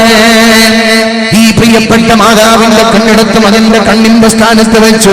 ഉമ്മ കണ്ണ് പൊട്ടത്തിയാകുകയാണ്. സുബ്ഹാനല്ലാഹ്, വലുതായി മകൻ വലിയ ഉദ്യോഗസ്ഥനായി ജീവിക്കുന്നു. വലിയ ഉദ്യോഗസ്ഥനായ മകൻ ജീവിക്കുമ്പോൾ ഈ ഉദ്യോഗസ്ഥനായ മകന്റെ വീട്ടിലേക്ക് അറ്റസ്റ്റ് ചെയ്യാൻ വളരെ പ്രമുഖരായ പ്രഗത്ഭരായ VIP-കളും VVIP-കളും കടന്നു വരുമ്പോ ഈ ചച്ചക്കൂരയുടെ ഉള്ളിൽ താമസിക്കുന്ന ഈ മകൻക്കൊരു ക്ഷേമകേട്. എന്റെ മാതാവിനെ കാണുമ്പം കണ്ണുപൊട്ടത്തിയായ ഉമ്മാനെ ചൂണ്ടിയിട്ട് അത് എന്റെ ഉമ്മയാണെന്ന് പറയാൻ ഈ മകൻക്കൊരു മടി. ഈ ചെറിയ വീട്ടിൽ കഴിയാൻ മകൻക്കൊരു മടി. അങ്ങനെ ഭാര്യയും ഭർത്താവും കൂടെ ഈ മകന്റെ ഭാര്യയും കൂടെ തീരുമാനിക്കപ്പെടുകയാണ്, നമുക്കിവിടെ ഉമ്മയെ തനിച്ചാക്കിയിട്ട് നമുക്ക് സ്വന്തമായിട്ടൊന്ന് പോയി ജീവിക്കാം. അവരൊരു വിദൂര സ്ഥലത്ത് പോയി ജീവിച്ചു. സുബ്ഹാനല്ലാഹ്, വർഷങ്ങൾ ഒരുപാട് നടന്നു പോയതിന് ശേഷം ഈ പ്രിയപ്പെട്ട ഉമ്മാന്റെ മനസ്സിൽ വീണ്ടും മകനോടുള്ള ആ സ്നേഹം ഇങ്ങനെ തേറ്റി വരികയാണ്. ഈ പ്രിയപ്പെട്ട ഉമ്മയതാ മകനെ അന്വേഷിച്ചുകൊണ്ട് യാത്ര തുടങ്ങി. മകൻ യാത്ര തുടങ്ങി. അന്വേഷിച്ച് പ്രിയപ്പെട്ട മാതാവ് ഈ മകൻ താമസിക്കുന്ന സ്ഥലം കണ്ടെത്തി. പാതിരാത്രിയിൽ മകൻ താമസിക്കുന്ന വീട്ടിന്റെ വാതിൽക്കൽ ചെന്നിട്ട് ഉമ്മ മെല്ലെ മുട്ടി. ഒരുപാട് തവണ ആവർത്തിച്ച് മുട്ടിയപ്പോൾ മകൻ വന്നിട്ട് വാതിൽ തുറന്നപ്പോൾ കണ്ടത് ഉമ്മയാണെന്ന് മകൻക്കറിയാം. പക്ഷേ മകൻ അഭിനയിച്ചു. പഴയ അവസ്ഥ വരുമെന്ന് മനസ്സിലാക്കിയിട്ട് ഈ മകൻ അഭിനയിച്ചു. ഈ മകൻ വാതിൽ തുറന്നു കൊടുത്തിട്ട് അവിടുന്ന് കാർക്കശ്യത്തോടുകൂടെ ഗൗരവത്തോടുകൂടെ പറഞ്ഞു, ഓ തള്ളേ, ഈ പാതിരാത്രി ഒരു അന്യ സ്ത്രീ ഞങ്ങളുടെ വീട്ടിലേക്ക് കടന്നു വന്നിരിക്കുന്നു, പോകണം എന്ന് പറഞ്ഞിട്ട് സ്വന്തം ഉമ്മയെ വീട്ടിൽ നിന്ന് അടിച്ചു പുറത്താക്കി അവളെ പായിപ്പിച്ചു. ഒലിക്കുന്ന കണ്ണുനീരോടെ വിറക്കുന്ന ചുണ്ടുകളോടെ പ്രയാസം അനുഭവിക്കുന്ന മനസ്സോടുകൂടെ പ്രിയപ്പെട്ട ഉമ്മ വീട്ടിലേക്ക് വന്നു. ജീവിതത്തിന്റെ ഒരുപാട് ദിവസങ്ങൾ വീണ്ടും തള്ളി നീക്കി. പിന്നീട് ഒരു സമയത്ത് മകന്റെ മനസ്സിൽ എന്തോ ഒരു ആശയം ഉദിച്ചു. ഒന്ന് ഉമ്മനെ കണ്ടാലോ, പഴയ വീടൊക്കെ ഒന്ന് പോയി കണ്ടാലോ എന്ന് ആഗ്രഹം വന്നു. ഈ മകൻ ഉമ്മയെ കാണാൻ വേണ്ടി പഴയ ചറ്റക്കുടിലേക്ക് കടന്നു വന്നു. അടുത്ത വീട്ടുകാരും അന്വേഷിച്ചു, ഇവിടെ താമസിച്ചിരുന്ന തള്ള എവിടെ? ആ വീട്ടുകാര് പറഞ്ഞു, ആ സ്ത്രീ മരണപ്പെട്ടു പോയല്ലോ. ഈ വീടിന്റെ താക്കോൽ എവിടെ? അത് ഞങ്ങളുടെ വീട്ടിലുണ്ട്, ഒന്ന് തരുമോ? ഇവൻക്ക് ആ താക്കോല് കൊടുത്തു. ഇവൻ കിടന്നുറങ്ങിയിട്ടുള്ള ആ വീട്ടിന്റെ അകത്തളത്തിലേക്ക് ഇവൻ കിടന്നപ്പോൾ അങ്ങനെ അവൻ പഠിക്കുമ്പോൾ ഇരുന്ന കസേരയും അവൻ കിടന്നുറങ്ങിയിട്ടുള്ള ബെഡും അവിടുത്തെ എല്ലാവിധ സാമഗ്രികളും ഫർണിച്ചറുകളും കണ്ട് അവൻ കഴിഞ്ഞ കാലം ഇങ്ങനെ അയവറക്കാൻ തുടങ്ങി. അപ്പോഴാണ് അവന്റെ ശ്രദ്ധയിൽ ഇത് എന്റെ മകൻക്കുള്ളത് എന്ന് പറഞ്ഞിട്ടുള്ള ഒരു എഴുത്ത് അവിടെ കണ്ടത്. ഈ മകൻ എഴുത്തെടുത്തു. ആ കവറിൽ നിന്ന് എഴുത്ത് പൊട്ടിച്ചു. ഈ പ്രിയപ്പെട്ട മകൻ ആ കത്ത് വായിക്കാൻ തുടങ്ങി. എന്റെ പ്രിയപ്പെട്ട പൊന്നുമോനറിയാൻ, നീ കണ്ണുപൊട്ടത്തി എന്ന് പറഞ്ഞ് പാതിരാത്രിയുടെ വീട്ടിലേക്ക് ഞാൻ കടന്നു വന്നപ്പോൾ തള്ളേ എന്ന് പറഞ്ഞുകൊണ്ട് നിന്റെ ഉമ്മയാണെന്ന് തിരിച്ചറിഞ്ഞിട്ട് പോലും നീ ഇറക്കിവിട്ട എന്റെ വൃദ്ധയായിട്ടുള്ള ഉമ്മ അറിയിക്കുന്ന ചില വാക്കുകൾ എന്ന് പറഞ്ഞിട്ട് ഉമ്മ എഴുതാൻ തുടങ്ങി. മോനെ, നിനക്ക് 6 വയസ്സ് പ്രായമായപ്പോ നമ്മുടെ വീടിന്റെ തൊട്ടടുത്തുള്ള പറമ്പിൽ നിന്റെ കൂട്ടുകാരോട് കൂടെ കളിക്കുമ്പോൾ നീ കളിച്ചുകൊണ്ടിരുന്ന പന്ത് ഒരു കാട്ടിലേക്ക് പോയപ്പോൾ നീ ആ പന്തിന്റെ കൂടെ ഓടിയില്ല മകനെ. അന്ന് നീ കാട്ടിലേക്ക് ചെന്നപ്പം ആ കാട്ടിൽ നിന്ന് ഒരു മരക്കഷ്ണം നിന്റെ കണ്ണിൽ തട്ടി. അന്ന് നിന്റെ കണ്ണിന്റെ കാഴ്ച നഷ്ടപ്പെട്ട് പ്രയാസപ്പെട്ട് ഞാൻ നിന്നെ വാരിയെടുത്ത് ഹോസ്പിറ്റലിൽ കൊണ്ടുപോയി. ഞാൻ 1 അല്ല 2 അല്ല 3 ഡോക്ടർമാരെങ്കിൽ കൊണ്ടുപോയി മോനെ. അന്ന് കൊണ്ടുപോയപ്പം 3 ഡോക്ടർമാരും പറഞ്ഞത് നിന്റെ കണ്ണിന്റെ കാഴ്ച തിരിച്ചു കിട്ടൂല എന്നാണ്. അപ്പൊ ഞാൻ ആ ഡോക്ടറോട് ചോദിച്ചു, എന്റെ കണ്ണ് വെച്ചാൽ എന്റെ മകൻക്ക് ഭാവിയിൽ കാഴ്ചയുണ്ടാകുമോ? അത് സമ്മതിക്കപ്പെട്ട ഡോക്ടർമാരുടെ മുമ്പിൽ നിന്റെ ഉമ്മയുടെ ഒരു കണ്ണ് ഞാൻ എടുത്തുകൊണ്ട് കൊടുത്തു മോനെ. ആ കണ്ണ് നിന്റെ പ്രിയപ്പെട്ട മാതാവിന്റെ കണ്ണാണ്. ഇപ്പോൾ നീ ഉപയോഗിക്കുന്ന കണ്ണ് യഥാർത്ഥത്തിൽ കണ്ണുപൊട്ടത്തി ഞാനല്ല, നീയാണ് മകനെ കണ്ണുപൊട്ട. അപ്പോഴാണ് ഈ മകൻ ഈ സത്യം തിരിച്ചറിഞ്ഞത്. പ്രിയപ്പെട്ട മക്കളെ, എന്റെ ശബ്ദം ശ്രമിക്കുന്ന ചെറുപ്പക്കാരെ, ഏതെങ്കിലും വഴിയിൽ നിന്ന്, ബസ്സിൽ നിന്ന്, ബസ് സ്റ്റാൻഡിൽ നിന്ന്, ബസ് സ്റ്റോപ്പിൽ നിന്ന് കണ്ട് പുഞ്ചിരിച്ചവന്റെ പിറകെ പോകാൻ പാടുപെടുന്ന പ്രിയപ്പെട്ട ചെറുപ്പക്കാരികളെ, ഒന്ന് മനസ്സിനോട് ചോദിക്കുക, ഒന്ന് ആത്മാവിനോട് ചോദിക്കുക, ഒന്ന് ഹൃദയത്തിനോട് ചോദിക്കുക, എന്റെ ഉമ്മക്ക് ഈ സ്നേഹം കൊടുത്തിട്ടുണ്ടോ? നിന്റെ പ്രിയപ്പെട്ട ഉമ്മയെ തിരിച്ചറിയാൻ നിനക്ക് സാധിച്ചിട്ടുണ്ടോ? റഹീമ എന്ന് പറയുന്ന കണ്ണൂരിലുള്ള പെണ്ണ്, നിഖിൽ എന്ന് പറയുന്ന ചെറുപ്പക്കാരനോട് കൂടെ പോകുമ്പം ബാപ്പ അട്ടഹസിച്ചില്ലേ? കോടതി വളപ്പിൽ വെച്ചുകൊണ്ട് കണ്ണുനീരൊലിപ്പിച്ചില്ലേ? ബാപ്പ പറഞ്ഞില്ല, മകളെ പോകരുത്, മകളെ നീ പോകരുത്, നിനക്കെന്ത് സുഖങ്ങളും നിനക്കെന്ത് സൗകര്യങ്ങളും ഞങ്ങൾ ചെയ്യാം, പക്ഷേ എനിക്ക് നിഖിലിനെ വേണമെന്ന് പറഞ്ഞിട്ട് ഇറങ്ങിപ്പോയിട്ടുള്ള റഹീമയുടെ വാക്കിന് മുമ്പിൽ കണ്ണുനീര് മാത്രമാണ് പരിഹാരമെന്ന് കണ്ട ആ പിതാവിന്റെ കണ്ണുനീര് നമ്മളെ കണ്ടവരില്ലേ മുഅ്മിനീങ്ങളെ? നമ്മുടെ മക്കൾക്ക് എന്ത് സംഭവിച്ചു പോയി? നമ്മൾ അവർക്ക് ചെറുപ്പത്തിൽ സ്നേഹം കൊടുക്കുകയും നമ്മളെ സ്നേഹിക്കാൻ പഠിപ്പിക്കുകയും ആ സ്നേഹം അവരെ മനസ്സിൽ നിലനിർത്തിക്കൊണ്ടുവരാൻ സാധിക്കുകയും ചെയ്യുന്ന ഒരവസ്ഥാവിശേഷം നമ്മുടെ കുടുംബ ജീവിതത്തിൽ ഉണ്ടാകണം. അല്ലാഹു നമുക്ക് നൽകി അനുഗ്രഹിക്കട്ടെ. ഞാൻ പറഞ്ഞല്ലോ, നമ്മുടെ ജീവിതത്തിന്റെ കഴിഞ്ഞകാല സങ്കടങ്ങളൊക്കെ, ആ കഥകളൊക്കെ ഇടക്കിടക്ക് നമ്മുടെ മക്കളോട് നമ്മൾ പങ്കുവെക്കണം. നമ്മൾ അവർക്ക് 10 രൂപ കൊടുക്കുമ്പോൾ ഈ 10 രൂപയുടെ വില നമ്മുടെ മക്കളെ നമ്മൾ ബോധ്യപ്പെടുത്തണം. അവർ സ്കൂളിൽ ക്യാമ്പസിൽ ചെന്നാൽ അവരാരുമായിട്ടാണ് കൂട്ടുകൂടുന്നത് എന്ന് നമ്മൾ എപ്പോഴും ആലോചിക്കണം. നമ്മുടെ ഏറ്റവും വലിയൊരു പ്രശ്നം എന്ന് പറഞ്ഞാൽ നമ്മളെ മക്കളെ പറ്റിയുള്ള അമിതമായ വിശ്വാസം നമ്മളെ വഞ്ചിക്കുന്നു.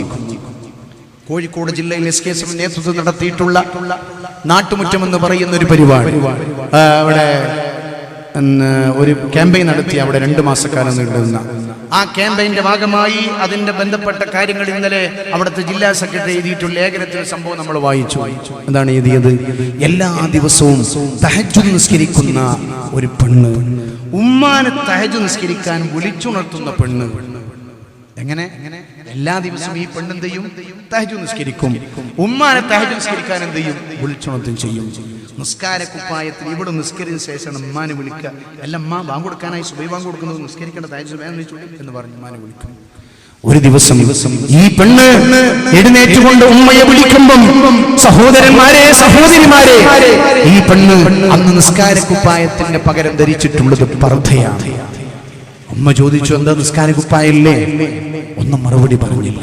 ഒതു ചെയ്യാനും പ്രാഥമിക കർമ്മങ്ങൾ നിർവഹിക്കാനും ബാത്റൂമിലേക്ക് പോയി പ്രിയപ്പെട്ട ഉമ്മ തിരിച്ചു വരുമ്പം വീടിന്റെ പുറത്തേക്കുള്ള ഡോറ് തുറന്നു വെച്ചിട്ടുണ്ട്. വീട്ടിന്റെ ഉള്ളിലൊക്കെ ഉമ്മ ഇങ്ങനെ പരതി, എന്റെ മകളെവിടെ, മകളെവിടെ, ആര് കൊണ്ടുപോയി? മകളെ കാണുന്നില്ല. പിന്നെ കേട്ടത്, ഈ മകള് തമിഴ്നാട്ടിലെ ഒരു കൂരയിൽ ഒരു ഹൈന്ദവനായ സുഹൃത്തിനോട് കൂടെ കഴിയുന്നു എന്ന വാർത്തയാണ്. പിന്നെ ആ മാതാപിതാക്കൾക്ക് കേൾക്കാൻ സാധിച്ചത്, ഏത് പെണ്ണ് എല്ലാ ദിവസത്തിലും തഹജ്ജുദ് നിസ്കരിക്കുകയും ഉമ്മാനെ തഹജ്ജുദ് നിസ്കരിക്കാൻ വേണ്ടി വിളിക്കുകയും ചെയ്യുന്ന ഒരു മകളുടെ കഥയാണ് ഇന്നലത്തെ പത്രത്തിൽ. ഇത് കേവലം ഒരു ഏതെങ്കിലും ഒരു മഴവിൽ മനോരമയിൽ വന്ന സംഭവമല്ല, ഇതൊരു ചിത്രീകരണമല്ല, ഇതൊരു മഹല്ലിലുണ്ടായ അനുഭവ കഥ. നമ്മുടെ ഉത്തരവാദിത്തപ്പെട്ട സ്ഥാനത്തിരിക്കുന്ന ഒരു പ്രവർത്തകൻ ഇന്നലെ നമ്മുടെ സുപ്രഭാതം പത്രത്തിൽ എഴുതി നമ്മൾ വായിച്ചതാണ്. മുഅ്മിനീങ്ങളെ, ഞാൻ പറയുന്നു, നമുക്കൊരു പ്രശ്നമുണ്ട്. നമ്മുടെ മക്കളെ പറ്റിയുള്ള അമിതമായ വിശ്വാസം നമ്മളെ വഞ്ചിക്കപ്പെടുന്നു എന്ന് തിരിച്ചറിയാൻ രക്ഷിതാക്കന്മാരെ നമുക്ക് സാധിക്കേണ്ടതുണ്ട്. അമിതമായിട്ടുള്ള നമ്മുടെ മക്കളെ പറ്റിയുള്ള വിശ്വാസം പലപ്പോഴും നമ്മളെ തകർത്ത് കളയുന്നുണ്ട് എന്ന് തിരിച്ചറിയാൻ നിങ്ങൾക്ക് സാധിക്കണം.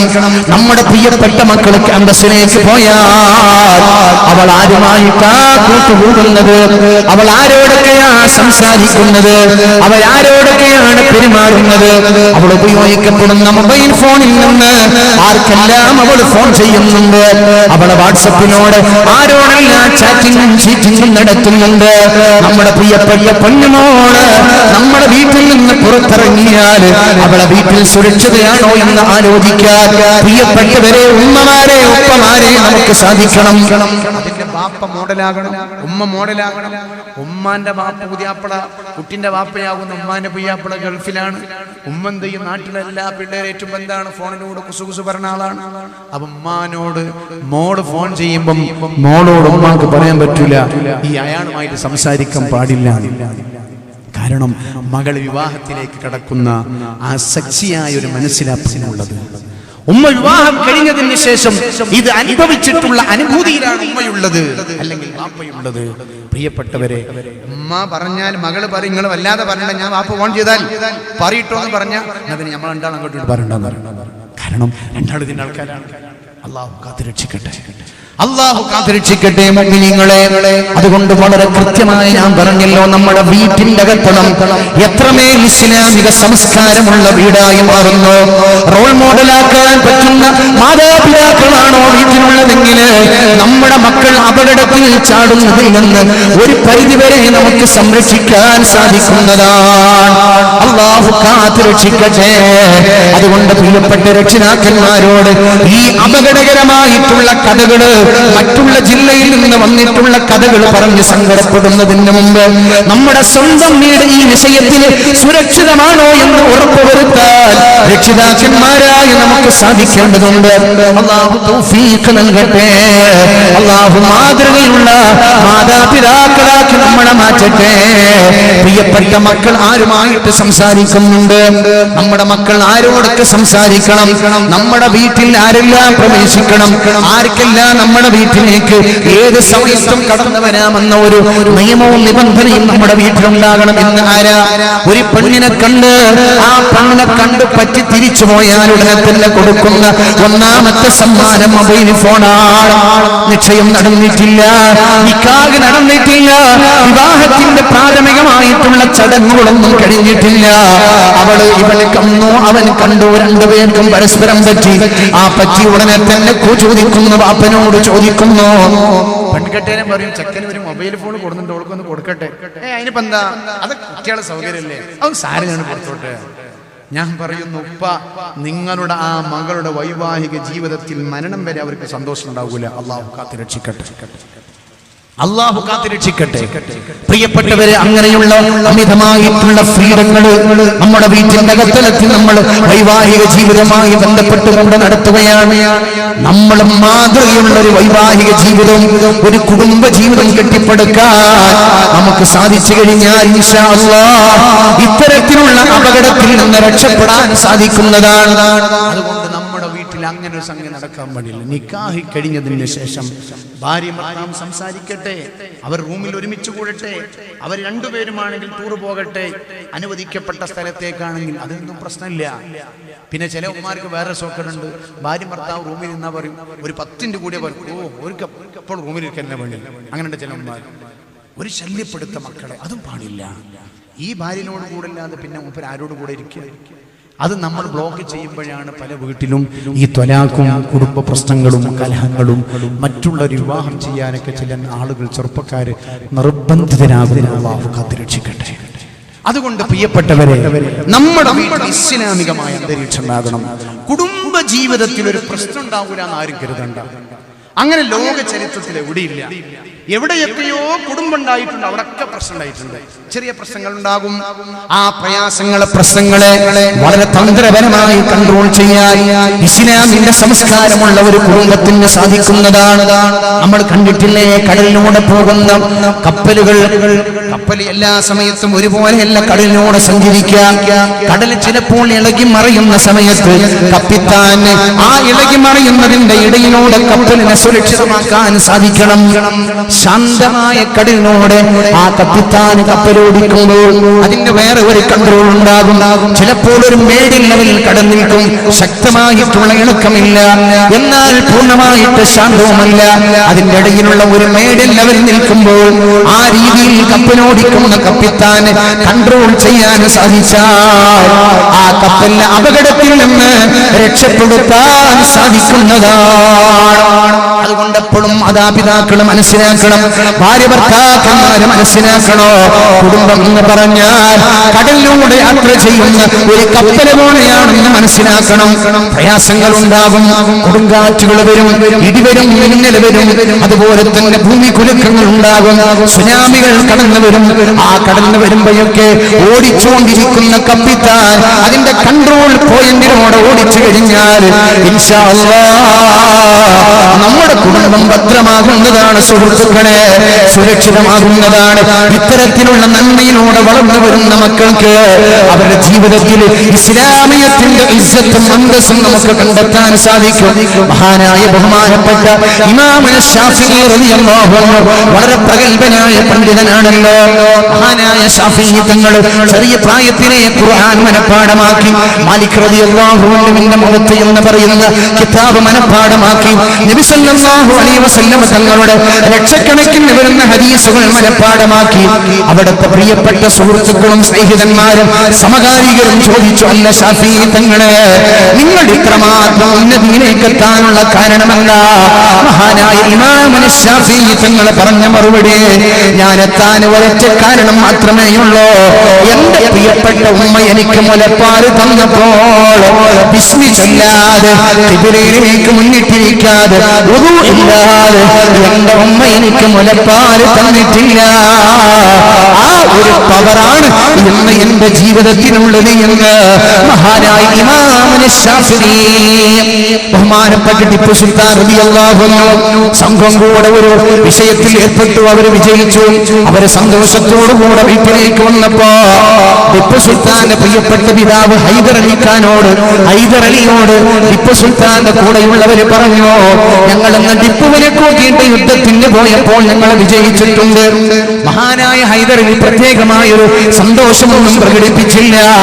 അപ്പോൾ അവർക്ക് വല്ലാത്ത വിഷമം തോന്നി. നിങ്ങൾ എന്താണ് ഞങ്ങൾ ഇത്ര വലിയൊരു അത്ഭുതം പറഞ്ഞിട്ട്, ഒരു സന്തോഷം പറഞ്ഞിട്ട് എന്താ നിങ്ങൾ പരിഗണിക്കപ്പെടാത്തത്? ആ സമയത്ത് അവിടുത്തെ പിതാവ് ഹൈദർ അലി പറഞ്ഞൊരു വാർത്തയുണ്ട്, പ്രിയപ്പെട്ടവരെ, എന്റെ മകൻ ഇവിടെ പങ്കെടുത്താൽ വിജയിക്കുമെന്ന കാര്യം എനിക്കുറപ്പാ. കാരണം എന്താണെന്ന് അറിയുമോ? എന്റെ പ്രിയപ്പെട്ട മകനൊക്കെ എന്റെ ഭാര്യയാകുന്ന അവന്റെ ഉമ്മയുണ്ടല്ലോ, മുലപ്പാല് കൊടുക്കുമ്പോൾ വിസ്മിച്ചല്ലാതെ കൊടുത്തിട്ടില്ല. എന്താണ് ഈ നൽകുന്ന മെസ്സേജ്? എന്താണ്? ചെറുപ്പത്തിലെ ഇസ്ലാമികമായിട്ടുള്ള രീതിയിലൂടെ നമ്മുടെ കുടുംബാന്തരീക്ഷം സുരക്ഷിതമായാൽ മുലപ്പാല് കൊടുക്കുന്ന വിഷയത്തിൽ, ഭക്ഷണം കൊടുക്കുന്ന വിഷയത്തിൽ, അവരെ മനസ്സിലേക്ക്, അവരുടെ വയറ്റിലേക്ക് നമ്മൾ കൊടുക്കുന്ന ഭക്ഷണങ്ങളും അവർക്ക് കൊടുക്കുന്ന സമ്പത്തുകൾ ഇതൊക്കെ ഹലാലായിട്ടുള്ളതായി കഴിഞ്ഞാൽ മക്കൾ സ്വാലിഹീങ്ങളാകുന്നതാണ്. മഹാന്മാരായ അമ്പിയാക്കന്മാരുടെ ചരിത്രം അതിന്റെ തെളിവാണ്. ഔലിയാക്കന്മാരുടെ ചരിത്രം അതിന്റെ തെളിവാണ്. മഹാനായ മുഹിയുദ്ദീൻ ശൈഖ് റളിയല്ലാഹു അൻഹുവിന്റെ സംഭവം അതിന്റെ തെളിവാണ്. നല്ല നല്ല മാതാപിതാക്കളുടെ ആ ഹൃദയങ്ങളിൽ നിന്ന് വന്നിട്ടുള്ളവർക്ക് നല്ലവരായി വളരുന്ന കാഴ്ചകളാണ് ചരിത്രം നമ്മളോട് പഠിപ്പിച്ചു തരുന്നത്. അതുകൊണ്ട് പ്രിയപ്പെട്ടവരെ, ഇസ്ലാമികമായ അന്തരീക്ഷത്തിലേക്ക് നമ്മുടെ കുടുംബത്തിനെ കൊണ്ടുവന്ന് ഒരു ഇസ്ലാമികമായ അന്തസ്സുണ്ടാക്കി മക്കളുടെ കാര്യം നല്ലതുപോലെ ശ്രദ്ധിച്ച് അവരെ ഗൗരവത്തോടുകൂടെ കാലഘട്ടത്തിന്റെ കുത്തുവയ്ക്ക് മനസ്സിലാക്കി അവരെ വളർത്തിക്കൊണ്ടുവരാൻ രക്ഷിതാക്കന്മാരായ നമ്മൾ തയ്യാറായാൽ നമ്മുടെ വീട്ടിൽ റഹീമ ഉണ്ടാകൂല, നമ്മുടെ നാട്ടിൽ നിഖില ഉണ്ടാകൂല. നമ്മുടെ വീട്ടിൽ മറ്റുള്ള മതങ്ങളിലേക്ക് പോകുന്നവരോ നമ്മുടെ മതത്തിന്റെ ഉള്ളിൽപ്പെട്ടവരോട് കൂടെ തന്നെ ഇറങ്ങി പോകുകയോ ചെയ്യുന്ന അവസ്ഥ ഉണ്ടാകൂല. അല്ലാഹു നമ്മുടെ കുടുംബ ജീവിതം സന്തോഷത്തിനാക്കി തരട്ടെ. നമ്മൾ എത്രയെത്ര വീടുകളുണ്ട്, പാപ്പ നാട്ടിലില്ല, ഉമ്മയും നാട്ടിലില്ല, മകള് മാത്രമാണ് വീട്ടിലുള്ളത്, അല്ലെങ്കിൽ ആങ്ങളയോട് കൂടെയാണ് മകൾ ജീവിക്കുന്നത്. പക്ഷേ നമ്മൾ കേട്ടിട്ടുണ്ടല്ലോ, ഈ മക്കള് ഇസ്ലാമികമായ അന്തരീക്ഷത്തിലാണ് അവർ ജീവിക്കുന്നത്. എന്നെയൊക്കെ അത്ഭുതപ്പെടുത്തിയിട്ടുള്ള എത്രയോ സംഭവങ്ങളുണ്ട് പ്രിയപ്പെട്ടവരെ. ബാപ്പ ഗൾഫിലാണ്, ഉമ്മയും ഗൾഫിലാണ്, തോന്നിയതുപോലെ മക്കൾക്ക് ജീവിക്കാം. പക്ഷെ അങ്ങനെ ഒരു അവസ്ഥ ആ വീട്ടിലില്ല. ഒരു അന്യ പുരുഷൻ വന്നാൽ ആ വീട്ടിലേക്ക് പ്രവേശനമില്ല. ഒരു അന്യ പുരുഷന്റെ ഫോൺ വന്നാൽ ആ മക്കളെ അറ്റൻഡ് ചെയ്യൂല. അത്യാവശ്യങ്ങൾ മാത്രം പറഞ്ഞ് ഫോൺ കട്ട് ചെയ്യോ. ഈ പ്രിയപ്പെട്ട മക്കളോട് ആരെങ്കിലും ഒക്കെ കുശലം പറയാനും അവരെ ചങ്ങാതിത്തരം കൂടാനും അവരെ ഫ്രണ്ട്ഷിപ്പ് ആകാനും വേണ്ടി ശ്രമിച്ചാൽ അവരതിന് സമ്മതിക്കൂല. എന്താ കാരണം? ഈ മാതാവിൽ നിന്നും പിതാവിൽ നിന്നും അവർക്ക് കിട്ടിയിട്ടുള്ള ധാർമ്മികമായ ബോധവും ആ മനസ്സിൽ ഈമാനികമായ ആവേശവും ആ മനസ്സിൽ അവരുടെ വയറ്റിലേക്ക് അവരുടെ ശരീരത്തിലേക്ക് ഹലാല് മാത്രം പ്രവേശിപ്പിക്കുകയും ചെയ്തതുകൊണ്ട് അവരെ സുരക്ഷിതരായ ജീവിതമാണ് അവർക്കുള്ളത്. എത്ര പടപടപ്പുള്ള പണക്കാരൻ വന്നാലും, എത്ര കാണാൻ സൗന്ദര്യമുള്ളവൻ വന്നുകൊണ്ട് അവരെ വശത്താക്കാൻ ശ്രമിച്ചാലും അവളെ മനസ്സ് പതറൂല. അവളെ മുമ്പിലുള്ളത് അവരുടെ മാതാപിതാക്കളാണ്, അള്ളയാണ്, ഇസ്ലാമാണ്. അതുകൊണ്ട് ആ തരത്തിലേക്ക് നമ്മൾക്ക് വളരാനും ഉയരാനും സാധിക്കണം. അല്ലാഹു നമ്മളെ അനുഗ്രഹിക്കട്ടെ. അല്ലാഹു നമുക്ക് തൗഫീഖ് നൽകട്ടെ. ഞാൻ അവസാനിപ്പിക്കുന്നു. ഈ സദസ്സിലുള്ള എന്റെ പ്രിയപ്പെട്ട സമപ്രായക്കാരോട്, എന്റെ ചെറുപ്പക്കാരോട്, എന്റെ മക്കളോട്, എന്റെ പ്രിയപ്പെട്ട വിദ്യാർത്ഥി യുവജന സുഹൃത്തുക്കളോട്, സഹോദരിമാരോട് ഞാൻ വളരെ വിനീതമായി പറയുന്നു, മക്കളെ, നമ്മുടെ ഉമ്മാനെ നമ്മൾ മറക്കാൻ പാടില്ല. നമ്മുടെ ബാപ്പനെ നമ്മൾ മറക്കാൻ പാടില്ല, അവരെ നമ്മൾ അവഗണിക്കാൻ പാടില്ല. അവർ കാണാൻ എത്ര ഇല്ലാത്തവരാണെങ്കിലും, അവർ എത്ര ഭാഷ അറിയാത്തവരാണെങ്കിലും, അവരാധുനികമായിട്ടുള്ള സംഗതികളൊന്നും വിവരമില്ലാത്തവരാണെങ്കിലും, എത്ര വിവരം കുറഞ്ഞവരാണെങ്കിലും, അവര് ഗവൺമെന്റ് ഉദ്യോഗസ്ഥന്റെ മുമ്പിൽ സംസാരിക്കുമ്പോഴും നാട്ടിലുള്ള ഒരു പക്ക മലയാളിയോട് നാടനോട് സംസാരിക്കുമ്പോഴും അവരെ ഭാഷയൊന്നാണ്. പക്ഷേ അവരെ ഉമ്മയാണെന്ന തിരിച്ചറിവ് എപ്പോഴും പ്രിയപ്പെട്ട മക്കളെ നമ്മുടെ മനസ്സിലുണ്ടാകണം. പ്രസവിച്ച ഉമ്മാനെ വേദനിപ്പിച്ചുകൊണ്ട് ഒരു മകനും ഭൂമിലോകത്തും പരലോകത്തും രക്ഷപ്പെടാൻ സാധ്യമല്ല. ഉമ്മയെയും ബാപ്പയെയും അവഗണിച്ചുകൊണ്ട് ആരൊക്കെയോ അവരെ അവഗണിച്ചു പോയിട്ടുണ്ടോ, അവര് മറ്റു മതവിശ്വാസികളായ ആണുങ്ങളോടുകൂടെയോ അല്ലെങ്കിൽ പെണ്ണുങ്ങളോടുകൂടെ ഇറങ്ങിപ്പോയിട്ടുണ്ടോ, അവർക്കൊന്നും സുരക്ഷിതമായ ജീവിതം ദുനിയാവിൽ നിന്ന് അനുഭവിക്കാൻ സാധിച്ചിട്ടില്ല. അതുകൊണ്ട് ഉമ്മാനെ മറക്കല്ല, ബാപ്പാനെ മറക്കല്ല. നിന്നെ താലോലിച്ച് വളർത്തിയിട്ടുള്ള നിന്റെ ഉപ്പ എത്ര വൈഫായ ജീവിതക്കാരനാണെങ്കിലോ, ഇന്ന് ആധുനികതയുടെ ഫാഷനുമായി ബന്ധപ്പെടാതെ ജീവിക്കുന്ന പിതാവാണെങ്കിലും മാതാവാണെങ്കിലോ, അവർ അവഗണിക്കപ്പെടുന്ന അവസ്ഥയിലേക്ക് മക്കളായി നമ്മൾ അതമ്പതിക്കാൻ പാടില്ല. പരീക്ഷിക്കുന്നതാണ് മക്കളെ. അതുകൊണ്ട് പ്രിയപ്പെട്ട മക്കളോട് ഈ സദസ്സിലുള്ള ഒരുപാട് മക്കളുണ്ട്. ഒരു 20 വയസ്സ്, 25 വയസ്സ്, 30 വയസ്സ്, 10 വയസ്സ്, 15 വയസ്സ് പ്രായമുള്ളവരൊക്കെ ഇവിടെ ഉണ്ട്. നിങ്ങൾ ആര് എന്ത് കാട്ടി വഞ്ചിച്ചാലും, നിങ്ങളോട് ആര് പുഞ്ചിരിച്ചാലും അതവരുടെ ഹൃദയം അറിഞ്ഞ പുഞ്ചിരിയല്ല. നിങ്ങളുടെ ഉമ്മ അവര് പുഞ്ചിരിക്കുന്നതിന് അവർ 10 തവണ പുഞ്ചിരിച്ചിട്ടുണ്ടെങ്കിൽ നിങ്ങളുടെ ഉമ്മയുടെ ഒരു തവണത്തെ പുഞ്ചിരി മതി അവരുടെ 10 പുഞ്ചിരിയെ മാറ്റിമറിക്കാനെന്ന് നമ്മൾ തിരിച്ചറിയണം. ഉമ്മനെയും ബാപ്പനെ വഴങ്ങിക്കാൻ പറ്റൂല. നിങ്ങൾ കണ്ടില്ലേ, കൊല്ലം ജില്ലയിൽ ഒരു പെൺകുട്ടിയെ ഇതുപോലെ തട്ടിക്കൊണ്ടുപോയി. അവസാനം ഈ പെൺകുട്ടി മരിച്ചു. ആ കാമുകനും കാമുകന്റെ കൂടെയുള്ളവരാരും ആ മയ്യത്ത് വാങ്ങാൻ വന്നില്ല. ബാപ്പയും വന്നില്ല, ഉമ്മയും വന്നില്ല. ഉമ്മയും ബാപ്പയും എന്ന് പറഞ്ഞാൽ പോകണ്ട, ഈ അപകടം നിൽക്കണ്ട എന്നൊക്കെ പറഞ്ഞ് ഉപദേശിച്ചതാണ്. പക്ഷെ അവരൊക്കെ അവഗണിച്ചിട്ട് ഈ മകള് പോയി. നമ്മൾ പത്രത്തിൽ വായിച്ചു, 10-15 ദിവസം ഈ കൊല്ലം ജില്ലയിലെ ഒരു ഹോസ്പിറ്റൽ ഈ മകളുടെ മയ്യത്ത് സൂക്ഷിച്ചു. ആരുണ്ടായില്ല. ഈ തട്ടിക്കൊണ്ടുപോകുന്ന കാമുകനോടോ നിന്റെ സൗന്ദര്യം കണ്ടിട്ടോ നിന്നോടുള്ള ആത്മാർത്ഥമായ സ്നേഹം കൊണ്ടും ഒന്നുമല്ല നമ്മുടെ പിറകെ വരുന്നത് എന്ന് ചിന്തിക്കാനുള്ള ഒരു വിശേഷ ബുദ്ധി ചെറുപ്പക്കാരികളുമായ നമുക്കുണ്ടാകണം. അവർ നമ്മിൽ നിന്ന് എന്തൊക്കെയോ ലാഭിക്കാൻ ആഗ്രഹിക്കുന്നു. നമ്മൾ വായിക്കുന്ന പത്രത്തിൽ തട്ടിക്കൊണ്ടുപോയ പെണ്ണിനെ 10 ദിവസത്തോളം ഹോട്ടലിട്ട് കൊണ്ട് പീഡിപ്പിച്ചു. 100 ആളുകൾ ഒരു പെണ്ണിനെ പീഡിപ്പിക്കുക. അവളുടെ സ്വർണ്ണാഭരണങ്ങൾ മോഷ്ടിച്ചു കൊണ്ടുപോയി. അവൾക്ക് എഴുതി കൊടുത്തിട്ടുള്ള 10 സെന്റ് സ്ഥലം ഇവന്റെ പേരിൽ എഴുതി വെക്കപ്പെട്ടു. എന്ത് ലാഭാണ് തട്ടിക്കൊണ്ടുപോയവർക്ക്? നമ്മൾ എവിടെയും തട്ടിക്കൊണ്ടുപോയവരോ അനിസ്ലാമികമായ രൂപത്തിൽ വൈവാഹിക ജീവിതത്തിൽ പ്രവേശിച്ചവർക്കോ ഒരു റാഹത്തായ ജീവിതമുണ്ട് നമ്മൾ ഇവിടെ കേട്ടിട്ടില്ല. നമുക്കൊരാൾ വിവാഹം ചെയ്യാൻ താല്പര്യമുണ്ട്, ആ പെണ്ണിന് ഇഷ്ടമുണ്ട്, നമ്മൾ അവളോട് പറഞ്ഞു, ബാപ്പനോടും ഉമ്മനോടും വന്നല്ല ബന്ധപ്പെട്ട ആളോട് പറഞ്ഞു, എനിക്കിപ്പോൾ കല്യാണമൊക്കെ അന്വേഷിക്കാൻ തുടങ്ങിയിട്ടത് കൊണ്ട് ഞാൻ ഈ പെണ്ണിനെ കല്യാണം കഴിക്കാൻ ആഗ്രഹിക്കുന്നുണ്ട് എന്ന് ഓപ്പണായിട്ടാണ് പറയണം. അപ്പൊ അതിനുള്ള മാർഗങ്ങൾ ഉണ്ടാകും. ആ വീട്ടുകാർ സംസാരിച്ച് അവർ സമ്മതത്തോടു കൂടെ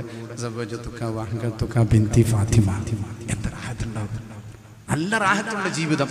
നിങ്ങൾ നോക്കൂ, വാശി പിടിച്ച് ക്യാമ്പസ് മുതൽ അങ്ങോട്ടും ഇങ്ങോട്ടും സ്നേഹിച്ച് എനിക്ക് അവളെ കെട്ടിച്ചെന്നിട്ടെങ്കിൽ ഞാനിവിടെ വീടിനുള്ളിൽ തൂങ്ങി മരിക്കും എന്ന് പറഞ്ഞ ആളുകൾ അവസാനം തൂങ്ങി തന്നെ മരിച്ചിട്ടുള്ളത്.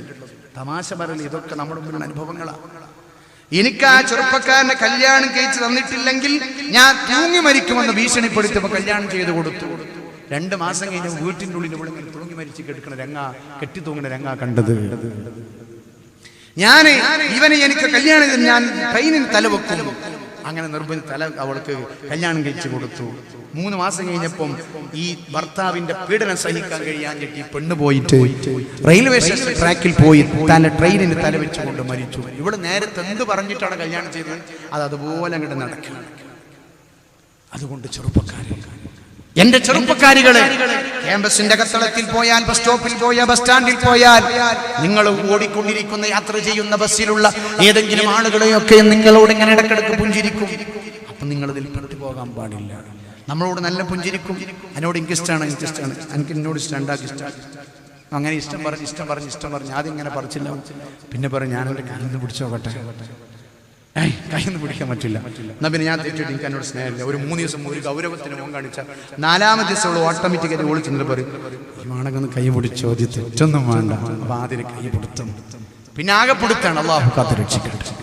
പ്രിയപ്പെട്ടവരെ, നമ്മുടെ കൈ ആരെങ്കിലും തലോടുന്നുണ്ടെങ്കിൽ അത് അവരോട് സ്നേഹം കൊണ്ടാണ്, തെറ്റിദ്ധരിക്കല്ല.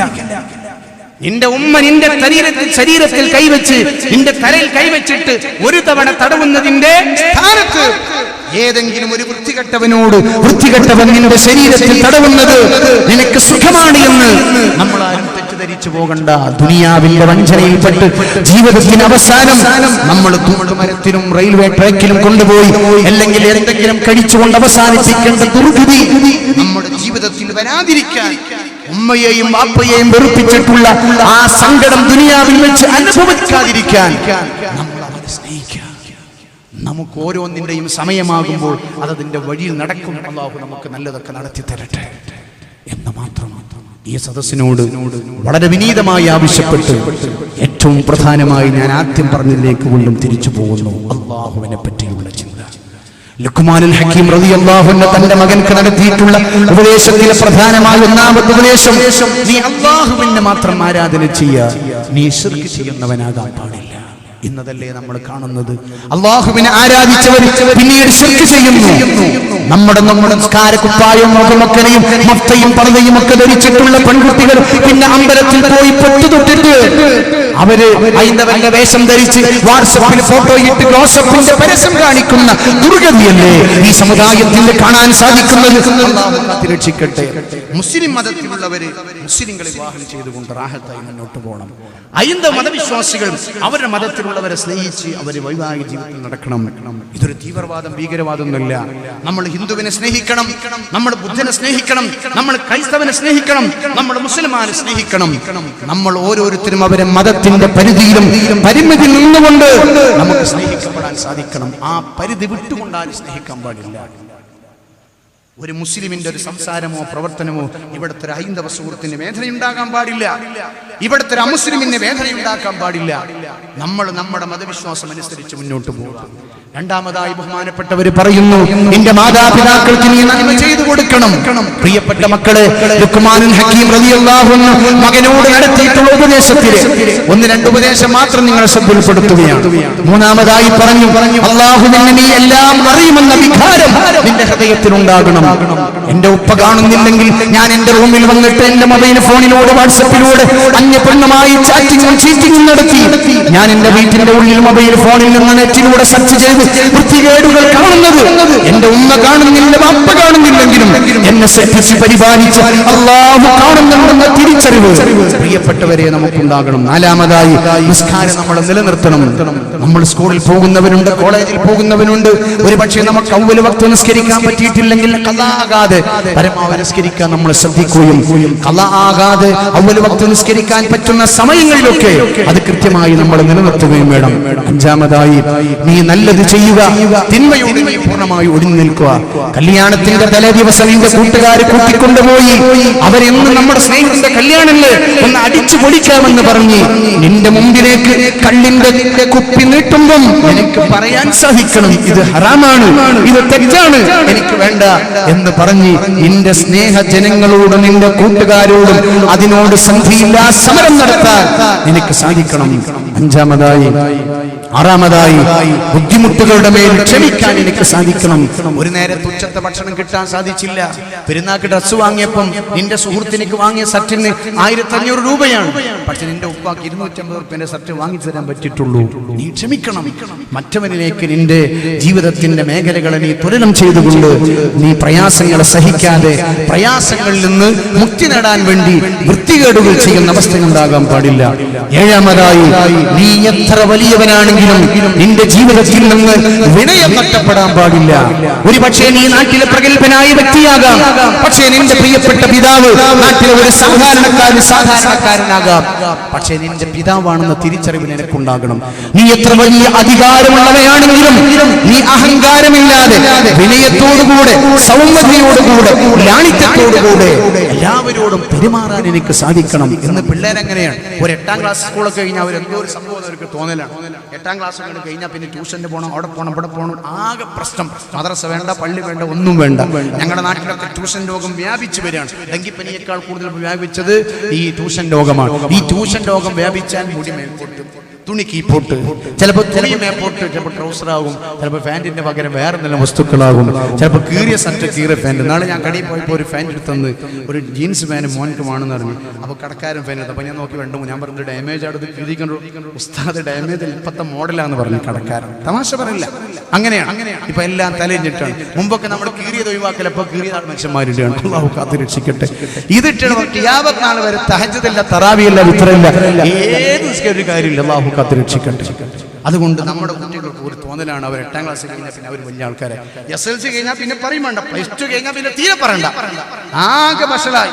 ഉസ്താദിനെ കാണുമ്പോൾ നേരത്തെ എഴുന്നേറ്റ് നാട് ആ ഇരുത്തൊന്നൂട് ഉറപ്പിച്ച് അവിടെ അങ്ങനെ ഇരിക്കും. ഉസ്താദാരാ, ഞാനാരാ എന്ന ഒരു ചിന്തയിൽ പാടില്ല. നമുക്ക് വിനയം വേണം. 8ാമതായി ബഹുമാനപ്പെട്ട ലുഖ്മാനുൽ ഹകീം റളിയല്ലാഹു അൻഹു പറയുന്ന, മോനെ നിന്റെ സംസാരത്തിൽ നീ ശബ്ദമുയർത്താതെ ലാളിത്യത്തോടുകൂടി നീ സംസാരിക്കണം മോനെ. ഇന്ന് ചില വീട്ടിലേക്ക് വീടിന്റെ വരാന്ത ചെന്ന് വിളിക്കും പടച്ചോനമ്മാകെ ബേജാറാവും. ഉമ്മ ബോധം കെട്ട് അറ്റാക്കായി മരിച്ചു. അമ്മായിത്തെ വിളിയാണ്. ഉമ്മനെ വിളിക്കേണ്ടത്, ബാപ്പനെ വിളിക്കേണ്ടത്, ഓരോരുത്തരോട് സംസാരിക്കേണ്ട രീതിയുണ്ട്. ആ പരിധി കൊണ്ട് സംസാരിക്കണം മോനെ. നിന്റെ സംസാരത്തിൽ ശബ്ദങ്ങൾ വർദ്ധിക്കാൻ പാടില്ല. പോറി മോനെ കൊണ്ടുകൊടുത്ത ഞാൻ ആകെ ഹെഡേക്കായി, തലവേദനയായി, ആകെ പ്രശ്നത്തിലാണ്. അതുകൊണ്ട് എനിക്ക് ഒരു ഫോൺ വരാണ്ട് അത്യാവശ്യമായിട്ട്. വാട്സപ്പിൽ മെസ്സേജ് എൻ്റെ ഫ്രണ്ട്സ് അയച്ചിട്ടുണ്ട്. അതുകൊണ്ടൊന്നും ഞാൻ സെർച്ച് ചെയ്ത് നോട്ടെ, എനിക്ക് നോക്കാം. കേട്ടോ പ്രിയപ്പെട്ടവരെ, നമ്മൾ അവരോട് നല്ല നീ സംസാരിക്കാം. ഭൂമിയിൽ നീ അഹങ്കരിച്ചുകൊണ്ട് നടക്കരുത്.